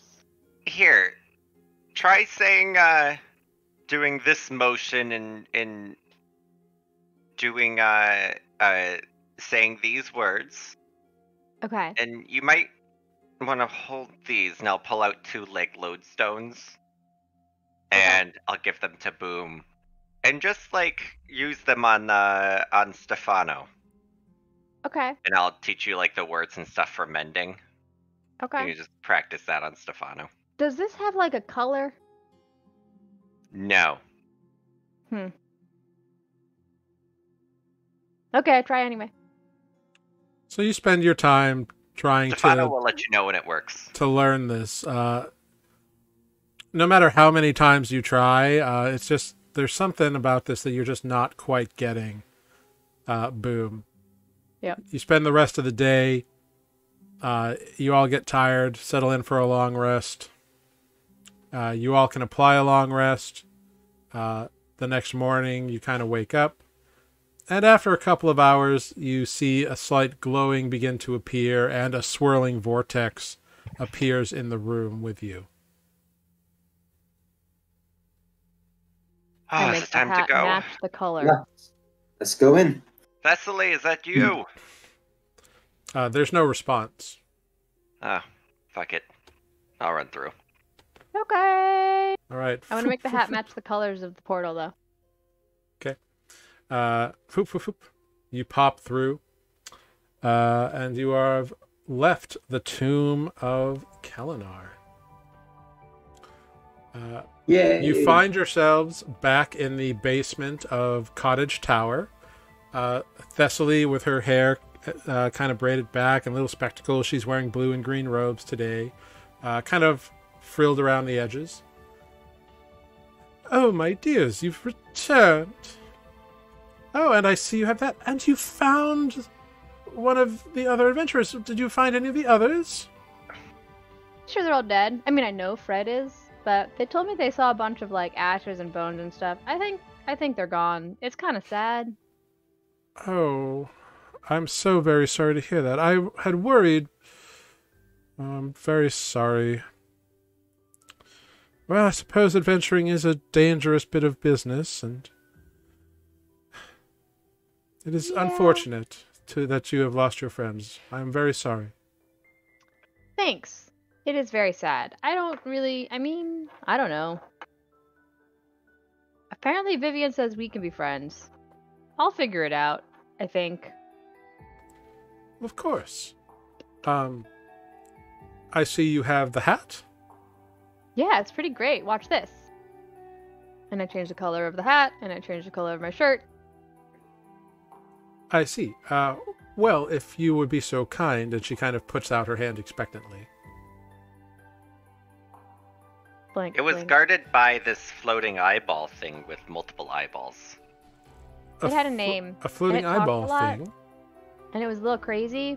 How many And eye then I stalks ripped did it it apart. have? 4 and 1 big middle eyeball. A spectator, it sounds like. And spectate magic kept shooting us with lasers, and I spent Well, a lot they of are time. usually summoned by wizards and other powerful spellcasters as to act as guardians. It's very annoying. Yes, usually they make a deal of about 101 years, and then they are free to do as they wish. But if the creature was trapped in this tomb with no way of escape, it sounds like that may have driven a creature with an already tenuous grasp on sanity over the edge. Sounds about right. Yes. They wanted to make us hits. Spectators are a lesser beholderkin, not quite as deadly or powerful as a true beholder, but still very dangerous in their own right. Although generally more neutral in their outlook, where beholders just seek to destroy anything that is not them. So, congratulations on your work. Thank you. Of course. Now, what do we get for finishing all of this? Well, as soon as you hand over the hat, I can get you your monetary rewards. Did you know that the hat changes colors and that you can change the colors on purpose? And that if you have the hat on, then there's something about magic. And I tried doing magic with it on, but it didn't work. But then you can do the magic, but it takes the magic? I haven't figured it out yet. Did you know that? No, that's why I wanted to study it. Oh. Okay. Here you go. Ah, thank you. And she takes the hat and says, follow me right this way. And she heads up the stairs, kind of holding the, once again, oscillating colors of the hat.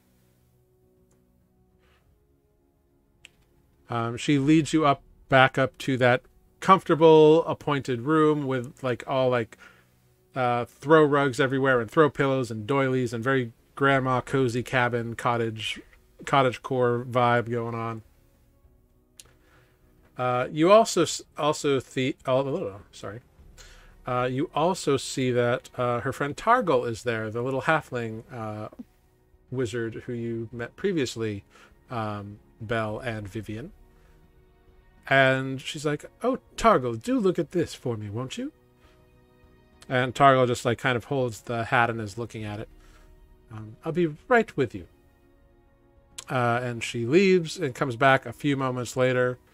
Targul is just kind of turning the hat over and inspecting stitching and all these sorts of things. And she returns. Terrible cross stitch. Well, it's what it is, I suppose. I think they were trying hard. And plus, even though it might not be as stylish these days, it does seem to be very sturdy. That's good that it's at least sturdy.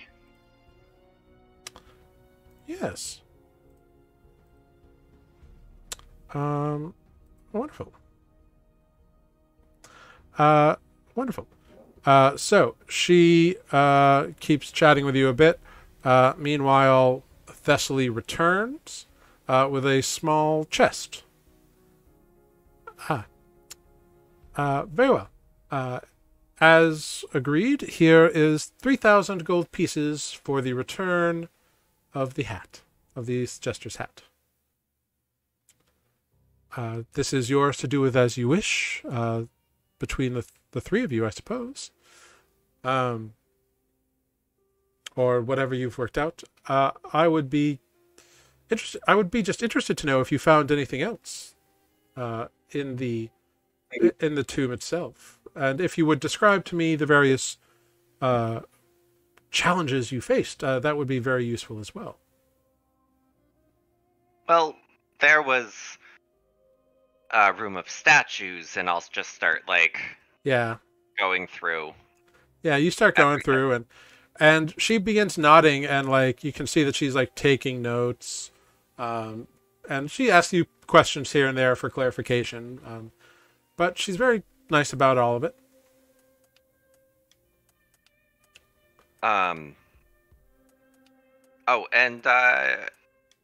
There was this locket. The locket that we used for the Chimera. Do you want that too? Oh, this periapt that you describe. Yes. Well, it was not technically part of the agreement, and it was left. The agreement was 3,000 for the return of the Jester's hat, and anything else you might find was yours to keep. So, Okay. unless you want to give it up, in which case I will certainly take it. I Oh. can probably find somebody who would like this. I had these pointy things. Pointy things? Yeah, these things. I pull out the knitting needles. Oh, fascinating. And she begins to look at these knitting needles. Huh. You know,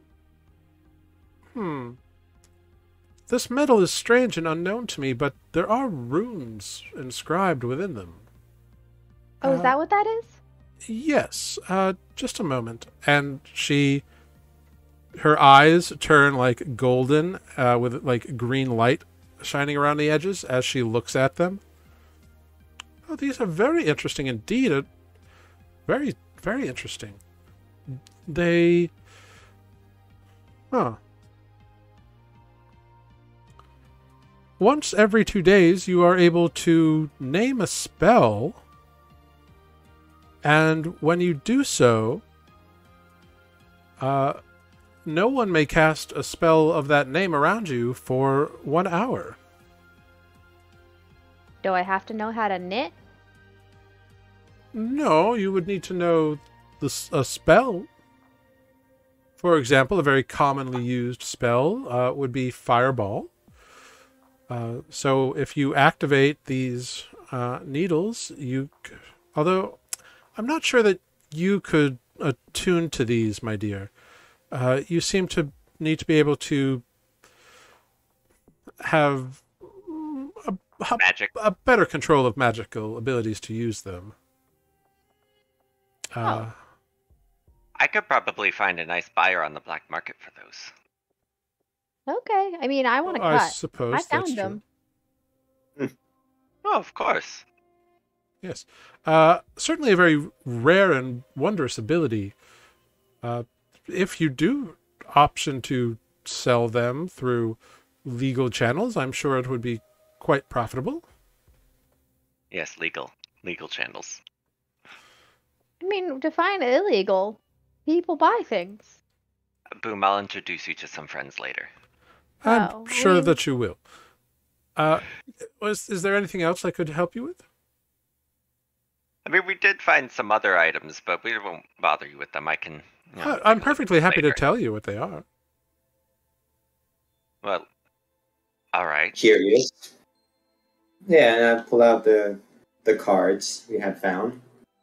She looks over the deck of cards very quickly. She's like, "Oh yes, a deck of illusions. It's not common, but it's not unheard of. You draw one of these cards at random and throw it on the ground, and the illusion of whatever image is on the card appears there." Wait, didn't some of those cards have you on them? How does it do that? Yes, it did. Some decks lose cards over time. This one seems to be mostly intact.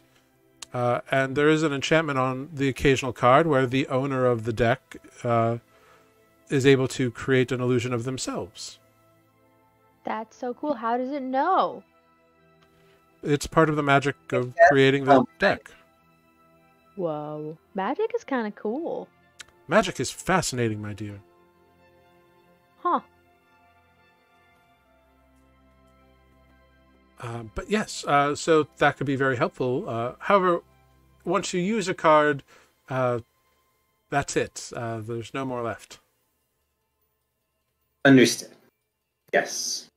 So use these well and wisely, my Miss Rogers. And she hands you the deck back.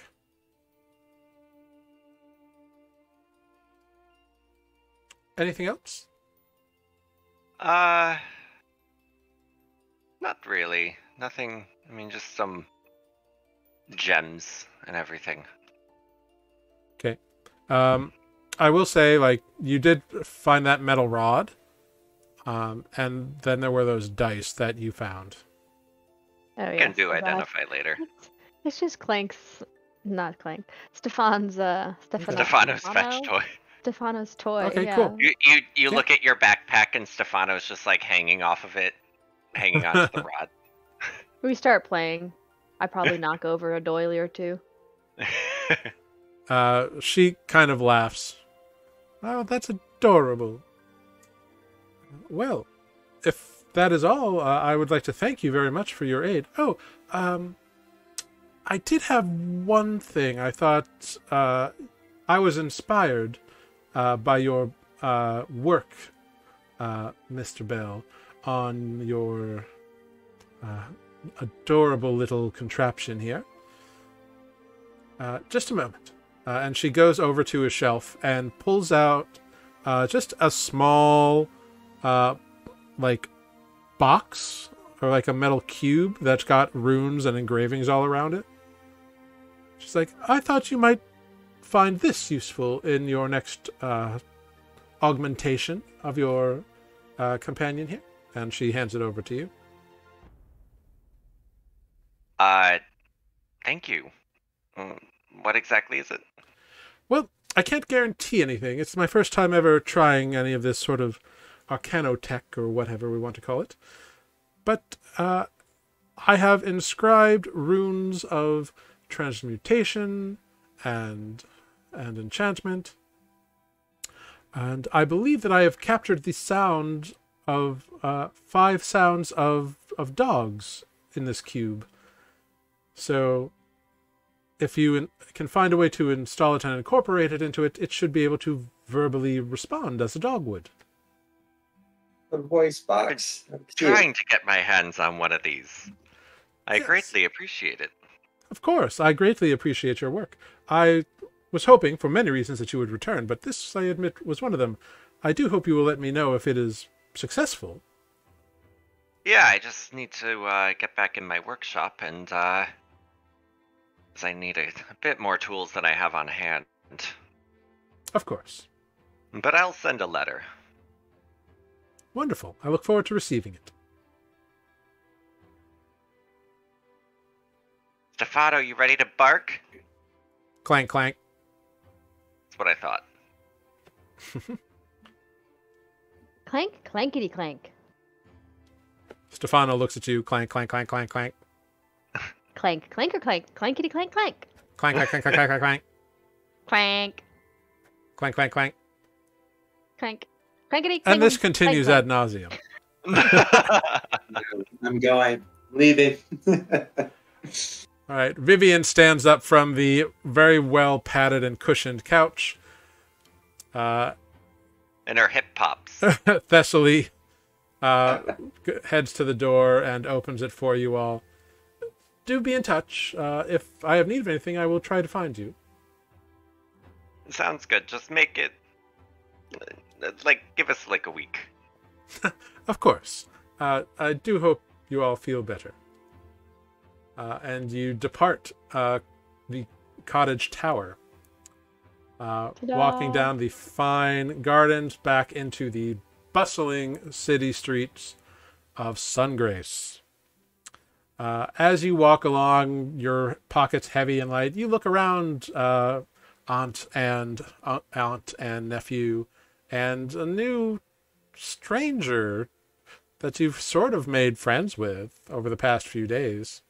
Certainly saved her life a lot. Yeah. We're here for it.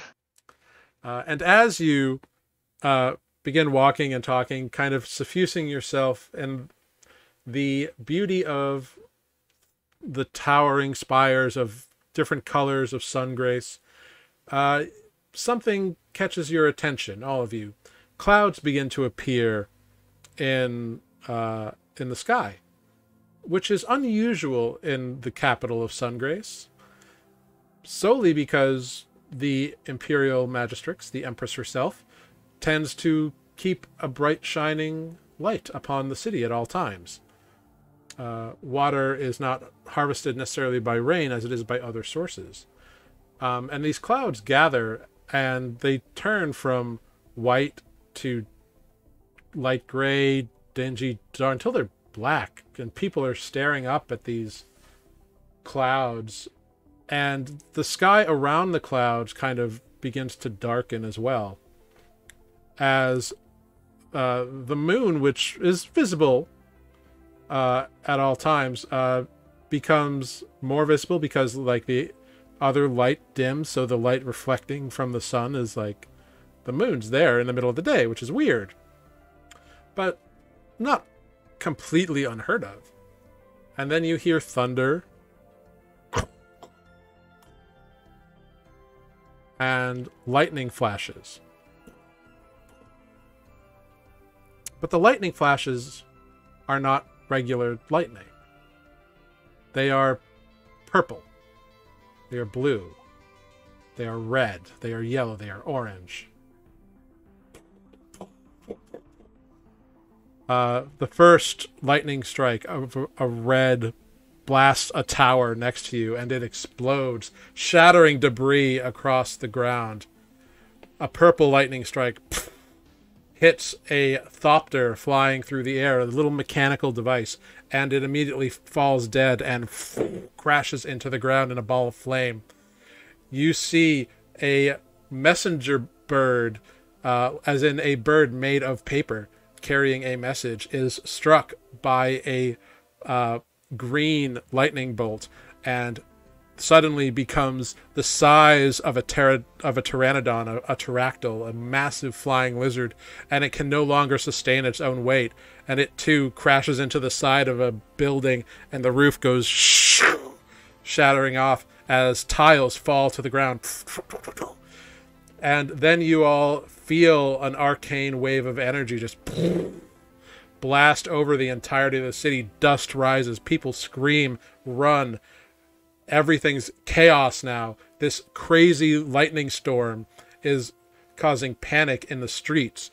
And you look up in the sky as people rush around you, and you see an arcing green beam join up with another one and kind of shoot directly towards the moon.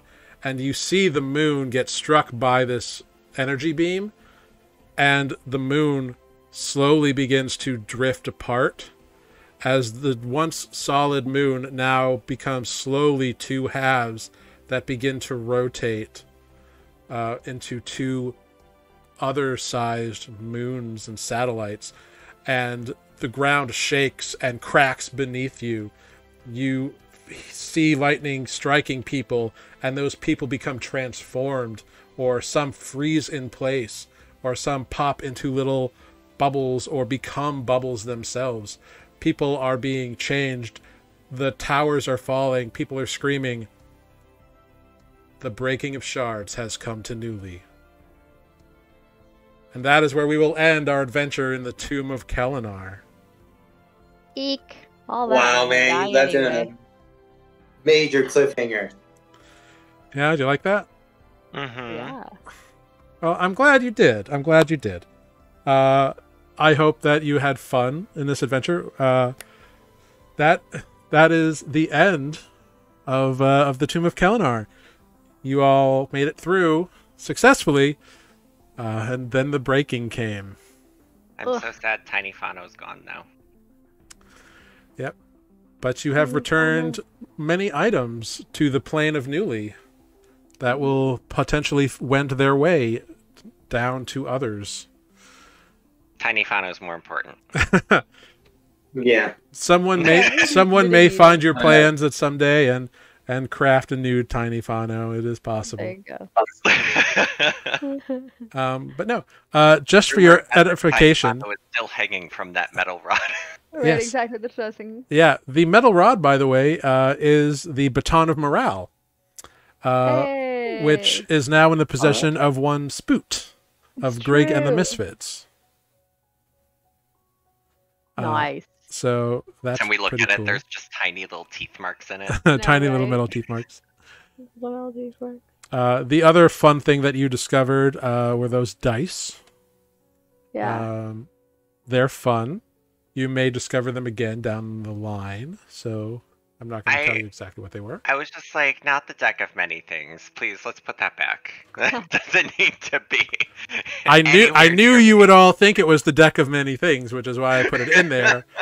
It's the deck of illusions. That's so much better, but I was like, keep that shit so far away from me. What's the deck of many things? Oh, it's so bad. You draw a random card and just like the most chaotic shit that could ever happen. Yeah, Google one of it, the it's things fantastic. one of the things that can happen Oh. with the deck of many things is you summon an avatar of the aspect of death that just fights you with a massive sickle, and it only attacks you, and it just fights you until you die. I love it. Another thing that could happen is you could become rich and famous. You could get 3 wishes. You can summon a magical weapon. You can have your soul sucked out and trapped in a ruby on the plane of pandemonium. Nice. Damn. It is full of all kinds of fun, wild things, the deck of many things. Interesting. It's a But lot of knowing, fun. like, you know, the dice rolls we have, it's literally a 50-50. There will be no in between. Right.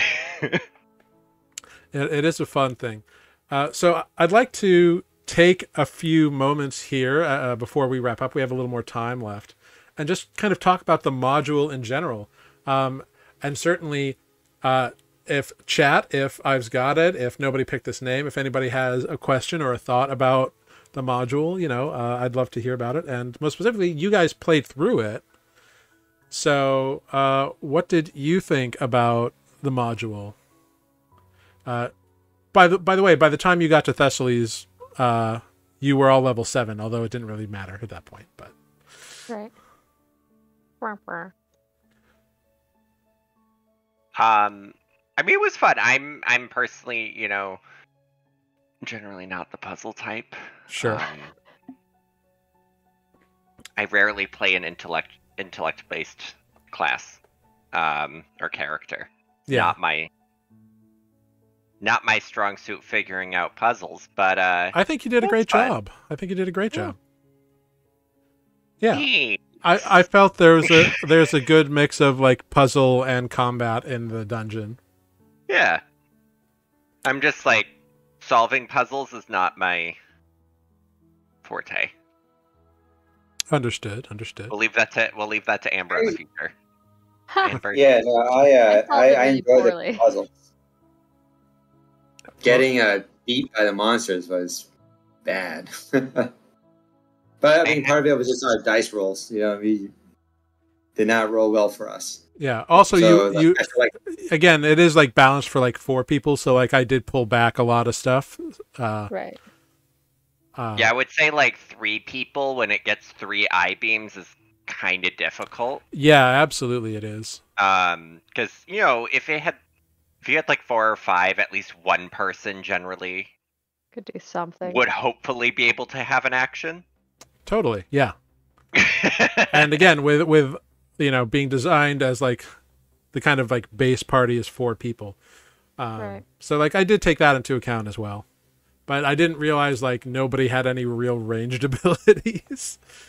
So yeah, except Yeah. for Vivian, who yeah, I had like had a crossbow, crossbow, but then I was paralyzed or feared or confused. Yeah.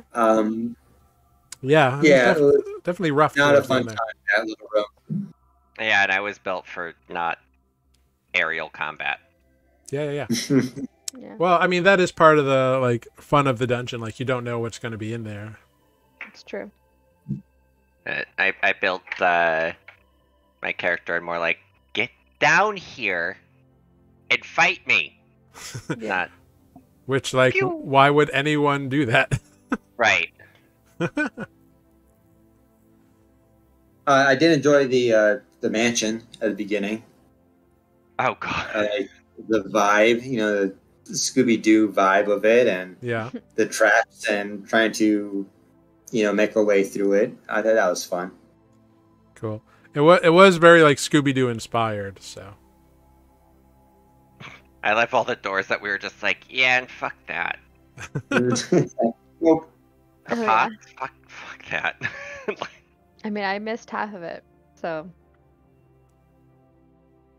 I got nothing. There are a bunch of things that Well- you didn't do. Well, so like the mansion is like, you know, there's X many of these creatures per character in the party.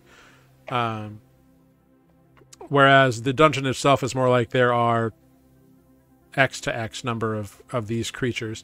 I will say, Right. you all successfully navigated the lava room and avoided a combat that could have happened by the choices you made in that lava room. So, Interesting. because there could have been a combat immediately, like when you got to the other side, which would have added a whole level of complexity to the room. Oh my goodness. Combat and lava explosions? No, thank you. Yeah, it's a toughie. Yeah. It is a Ain't tomb, messing and around. it is the tomb of a very ancient, old, intelligent wizard who was like, "You got to earn your way to get my stuff." Sure.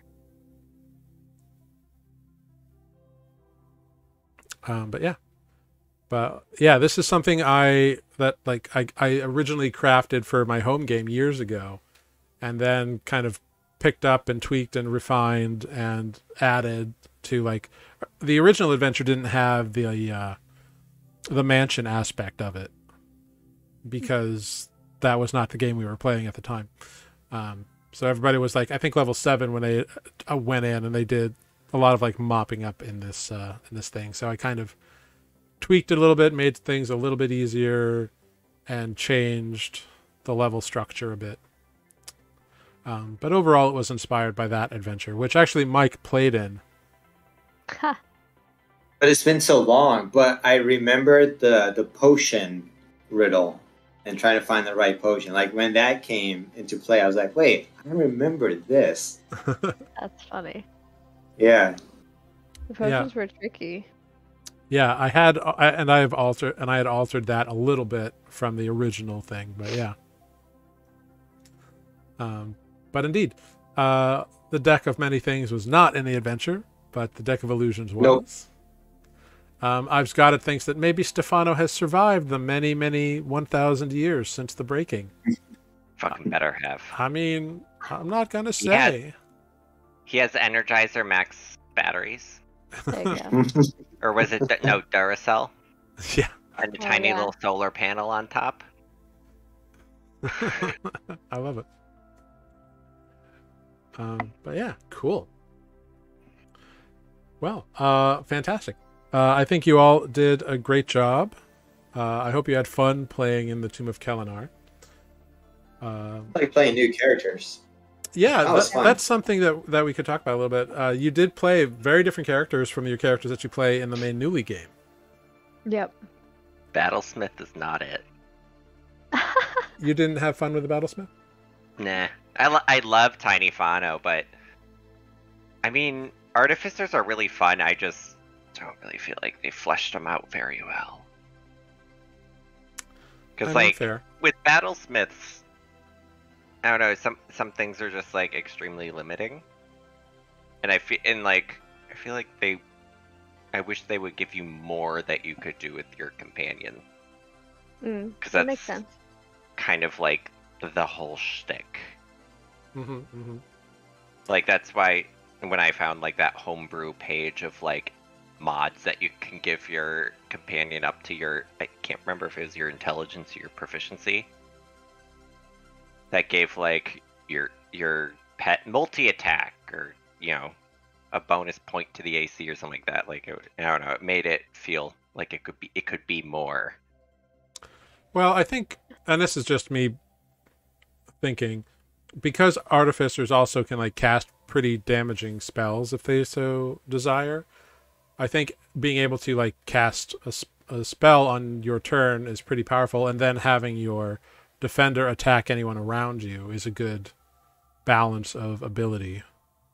Yeah, And it's just I like the feel like one- giving it multi-attack is kind of going too far into like the ranger I'd animal be companion curious thing. if like I don't know. if it's Just a a thought. different specialty where you don't get as many, like the artificer has, each one has like built-in spells that are always prepared. Yeah. So I wonder if there's like some future where it's a different specialty where it's not as much that's like auto prepared, and you have like a limit Mm-hmm. of some kind, but then you do get to mod or like put more into your creation. That would be interesting. I mean, that's I mean, possible. There's only three, I think, artificer classes at the moment, or are there 4? no, there's There's battlesmith, armor smith, right. There's battlesmith, armorer, artillerist, artillerist, and alchemist. So there's 4. Oh, The alchemist is Yeah, the worst. it's fun. It's so It's a bad. fun flavor. It needs a little work, but it's fun. yeah. With Spelljammer now being released and Planescape coming and all this other stuff, I think it's very probable we'll probably get some new Artificer stuff at some point, at least to start with. For all I know, there'll be like an entire Artificer UA with all the like 1D&D stuff they're doing. You know, eventually they'll get to the Artificer, and we'll see what that happens. But yeah, it would be cool to see like, I don't know, like a mod mage kind of artificer that just like takes things and tweaks them. Yeah, because it does have all the. It's sort of trying to be item based, but maybe it's getting those item based things focused into the creation more. Would be interesting. Yeah, So you maybe have to maybe get all there these becomes items like an and actual like so many. yeah, like a Gundam builder or something. Yeah, that'd be fun. I mean, they kind of have that with the armor because you create like yourself Yeah. a battle suit, but it Mhm. sucks. Like it has some I like don't know. nice things on it, but like one of them is supposed to be like a monk, but then the other one is like you get one little shot that does 1d6 electricity damage. Well, I think you're underselling it a little bit because they actually do look good if you like read through. Because we read through it recently on a MLA thing, and it actually doesn't look too bad. But again, it pays off at higher levels, and that's hard to get to. Well, yeah, because you can mod each part of the armor with like a different infusion, but then you kind of suck all the infusions to yourself instead of like. Well, you gain additional infusions. You gain like 4 additional infusions as a armorer, but they can only be on your armor. So like Right. you still have all the base number of infusions, but you get additional ones that you can add just to your armor. Yeah. Gotcha. Yeah. So, but 6-1, like, everybody. You tried it. different You things. didn't like it. Yeah. I love Tiny I still Fado. don't know what to do with it. They take Tiny my Fado was thing. the only good part of Battlesmith. Yeah. Yes, you like the definitely flavor. stole the show, the Tiny Fano. Tiny Fano. It was very I cool. was gonna wait till one point to do enlarge reduce on him and make him Swolfano, Yeah. but didn't have time. Right. Which just would have turned him back into a medium creature. So it's like. That's true. That's funny. Mike, you were playing a rogue. You've played a rogue before, though, but you haven't played an investigator rogue, an inquisitive rogue. So. Yeah, so it was a little bit different. I mean, we didn't really level up a lot in this, so I can't speak much for its later features and whatnot. But for what I had within Vivian, like it was cool. It was interesting. The forgot the name already. The insightful fighting. I thought that was very nice to have.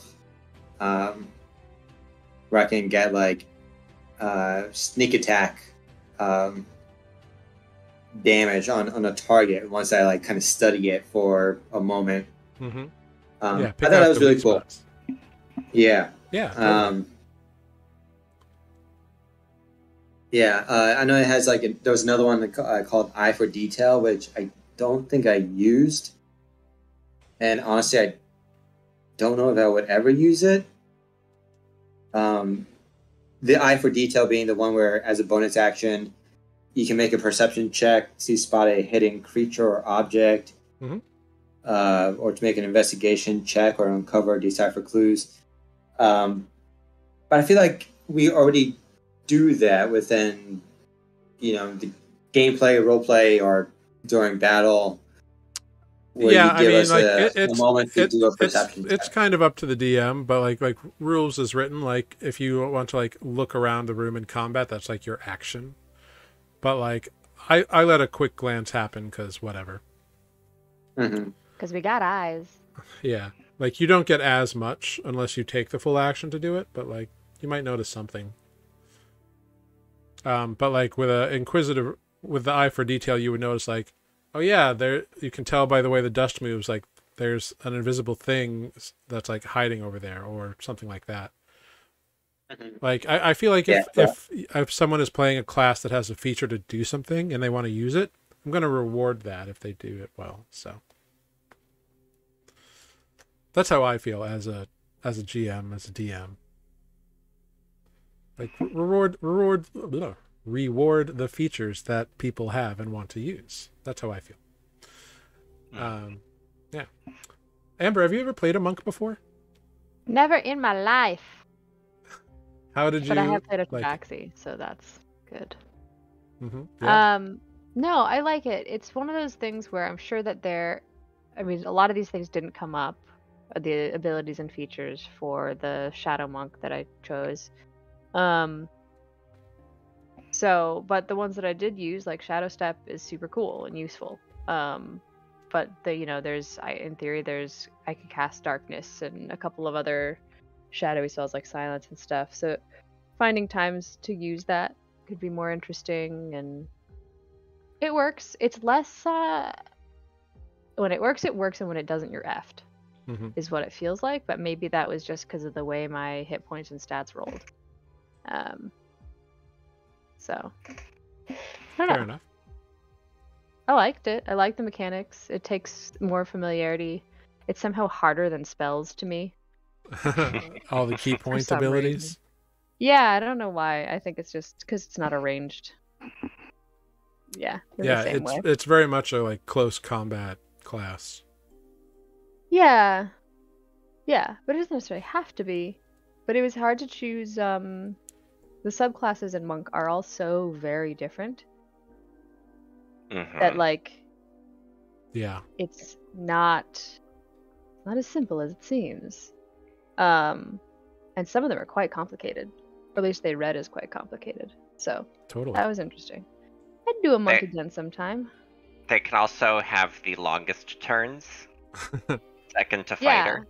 Yeah, because you can be like, keep doing one hit, stunning pointing strike. after. No, 2 hits, stunning strike. Yeah. No, flurry of 2 points, blows, 2 but points. each flurry of blow doing a stunning strike. Yeah. just dumping all the key points into it.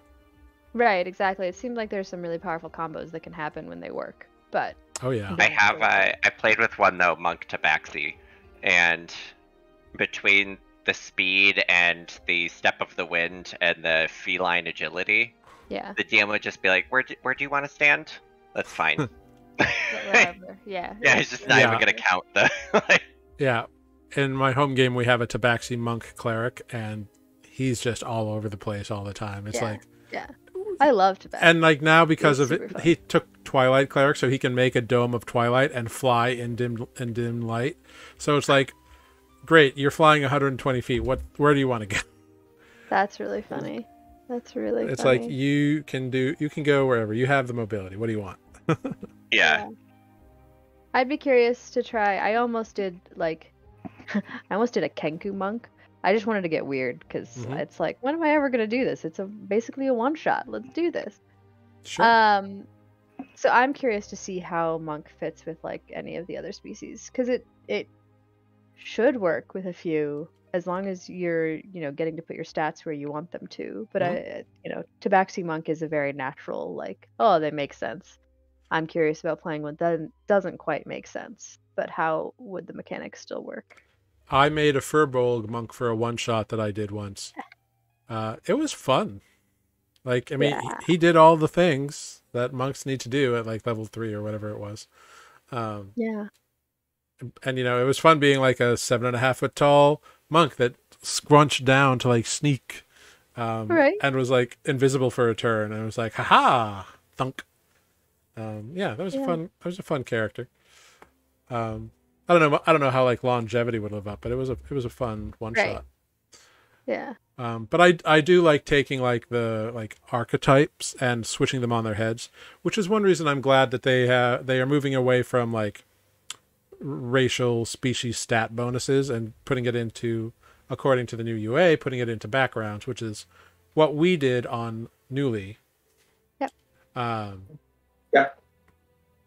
We did it through Gabe James's background module, which D&D's kind of adopted the same idea, putting it into background, at least in the latest UA for like one D&D is what they're calling it. So we'll see. Which honestly, the UA for one D&D is very interesting, and like I like a lot of it. So I have no They idea. they can take those new crit rules though and you just throw don't. that out. I like the new crit rules to a degree. The new crit rules in the UA, and like they want feedback starting like September 1st or whatever the day is. But like the new crit rules are like only player characters can PC, and you can't like, or only only PCs, only player characters can crit.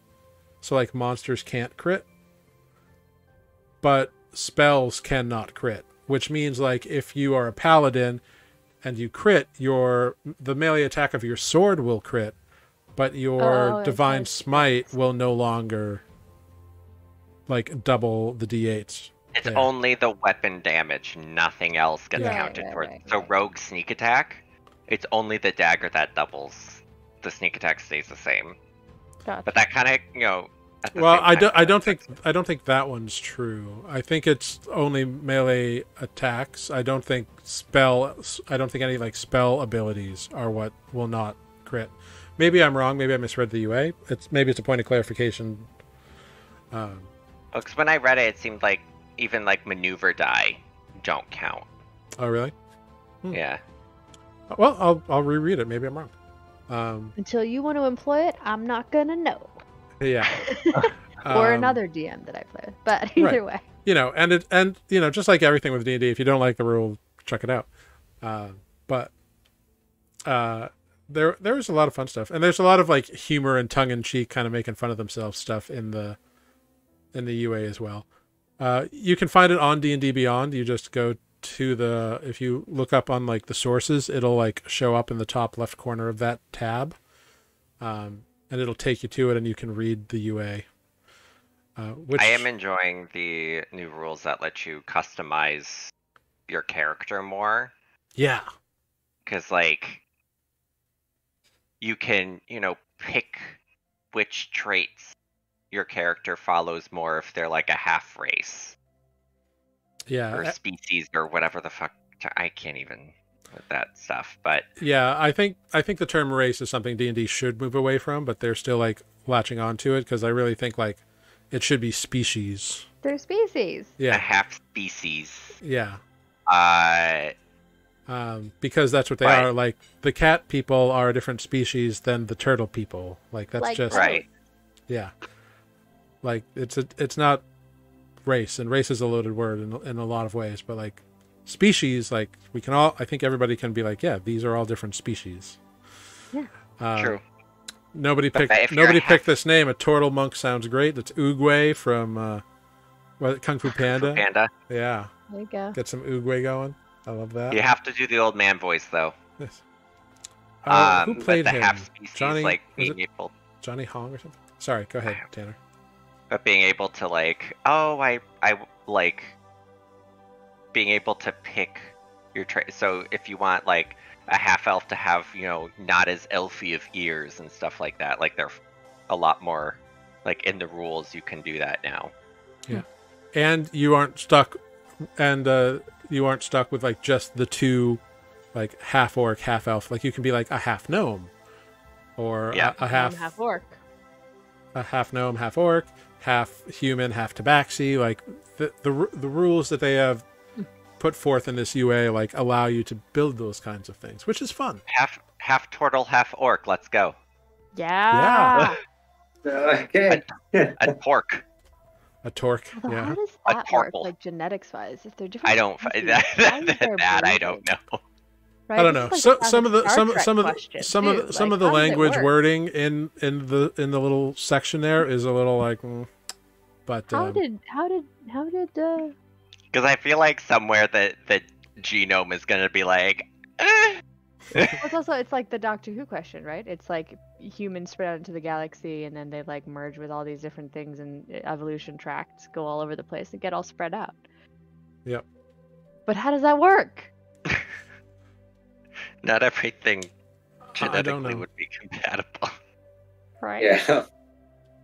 I mean, like canonically in Nuuli there are pairings that don't work because of species genetics. If someone really wanted to like push that boundary, we could look into that. But like I don't think like a lizard folk and a mammalian species would mate in a productive way. Just right. I don't think that because works. lizards and mammals, one lays eggs, one they could totally yeah. have parents and like raise the children, have a family, but Right. Anyway, whatever.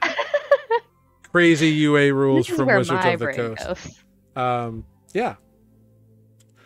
Yeah. Half kobold, half whatever. Nobody picked this name. Love it. Yeah. I'm all for the I'm half waiting for the kobolds. 3D playscape. That's true. There's the That I 3D want. battleground that they have previewed does look cool. It uses the Unreal Engine, so that's pretty dope. I want to see like how much of a draw it is on like computing capacity and everything, but like I am intrigued by it. You can watch the whole announcement on like the D&D YouTube. It was like last week they did the announcement on their Twitch channel and it's on YouTube now. So I highly recommend if you like D&D, you go check it out. Give it a watch. You can learn all of the things and all of the stuff. But I think that's where we will end it. Next week, Nuuli Forged will be back. We will have 4 of our glorious misfits because, unfortunately for us, Mike will be unavailable for the next couple of weeks. But Mike will be having an amazing trip and a wonderful time. So Ugh. that's How going to be dare awesome. you? Yeah. I will miss you all, but Don't It's pander alright. to It's us. your turn. Need to It's your vacate. turn. If you We've all come had back our and turn. Defect is dead, Zamber's fault. What? No. You know that Grig will do anything to keep Defect alive, and so That's does true. Amber. Let's be That's real. true. Yeah, but you're gonna be Jaegering him, so if anything happens, That's it's your fault. Fair enough. But hey, I've's got it. Thank you for resubscribing and joining the party. Have a great night, everyone, and have a great trip, Mike. Thanks, I've's got it. Toodles, thanks. Yeah, so this is where we're going to wrap up. Next week when we come back for Nuuli Forged, we will have a new format that we've been working on. New images. We'll have Sarah back. We'll have Matt back. It's going to be a good old time. Very excited. So let's go and say our goodbyes, and I'll figure out who to raid this evening. Let us start at the bottom, because we ended there with Belle. Thank you for watching, everybody. Looking forward to see you next week when I go back to. I don't remember which character I'm playing anymore. Nereus. And yeah, we'll see you next week Cool. when I talk us into some danger somehow. Right. That's what I do. Yeah. We love you, though. Moving on up, we got Viviane herself. Yes, thanks for watching. Like Jared said, I'll be away for 3 weeks. So 3 or 4 weeks. But I look forward to coming back, taking up Defect again. And till then, great night, everyone. Cool. Wonderful. And up to Boom in the Night. Boom! In the night. I remember. I was Boom. Hope you enjoyed this little module. I was amused. Oh, social media. That's the thing that I was trying to remember a minute ago when I was like, what do I do at the end of things? So please follow, like, subscribe, all of those things on the social medias. We were on Facebook, Twitter, Instagram. Yep. At Nuuli Forged, Nuuli Forged. And then on the YouTube, we don't yet have that pesky vanity URL, right? That's what it's called. It's true. But if we have enough people who, what is it, subscribe, Yep. then We need we 100 get subscribers on YouTube. 100 subscribers on YouTube. Come on, help us meet that so that we can have a real URL that's our own, and then you don't have to copy paste like the weird long thing that it probably is when you're sharing us with all of your friends. Yeah, exactly. Glorious. Well done, Amber. That was fantastic. I've been Jared. I've been your humble dungeon master here. Thank you all very much. We're gonna raid the dungeon run tonight. Thank you, NYC Zombie. Thank you, I've Got It. Thank you, Nobody Picked This Name, for showing up tonight. Thank you to anyone who lurked in the comments, or lurked in the chat, whatever. Thank you very much. We hope you have a wonderful week. We'll see you back here next week to pick up after a 2 or 3 month hiatus of Nuuli Forged. Remember to be kind to one another, like one another, and look out for the Tomb of Kelinar coming soon to Drive-Thru RPG or some other sort of website that will allow you to run this crazy module for your friends and maybe drive them batty with a spectator who won't come down and attack. So hey, Get down here and fight get down me. here. But yeah, thank you all very much. Have a glorious evening, and we'll see you next time. Goodbye, everyone. Bye. Bye.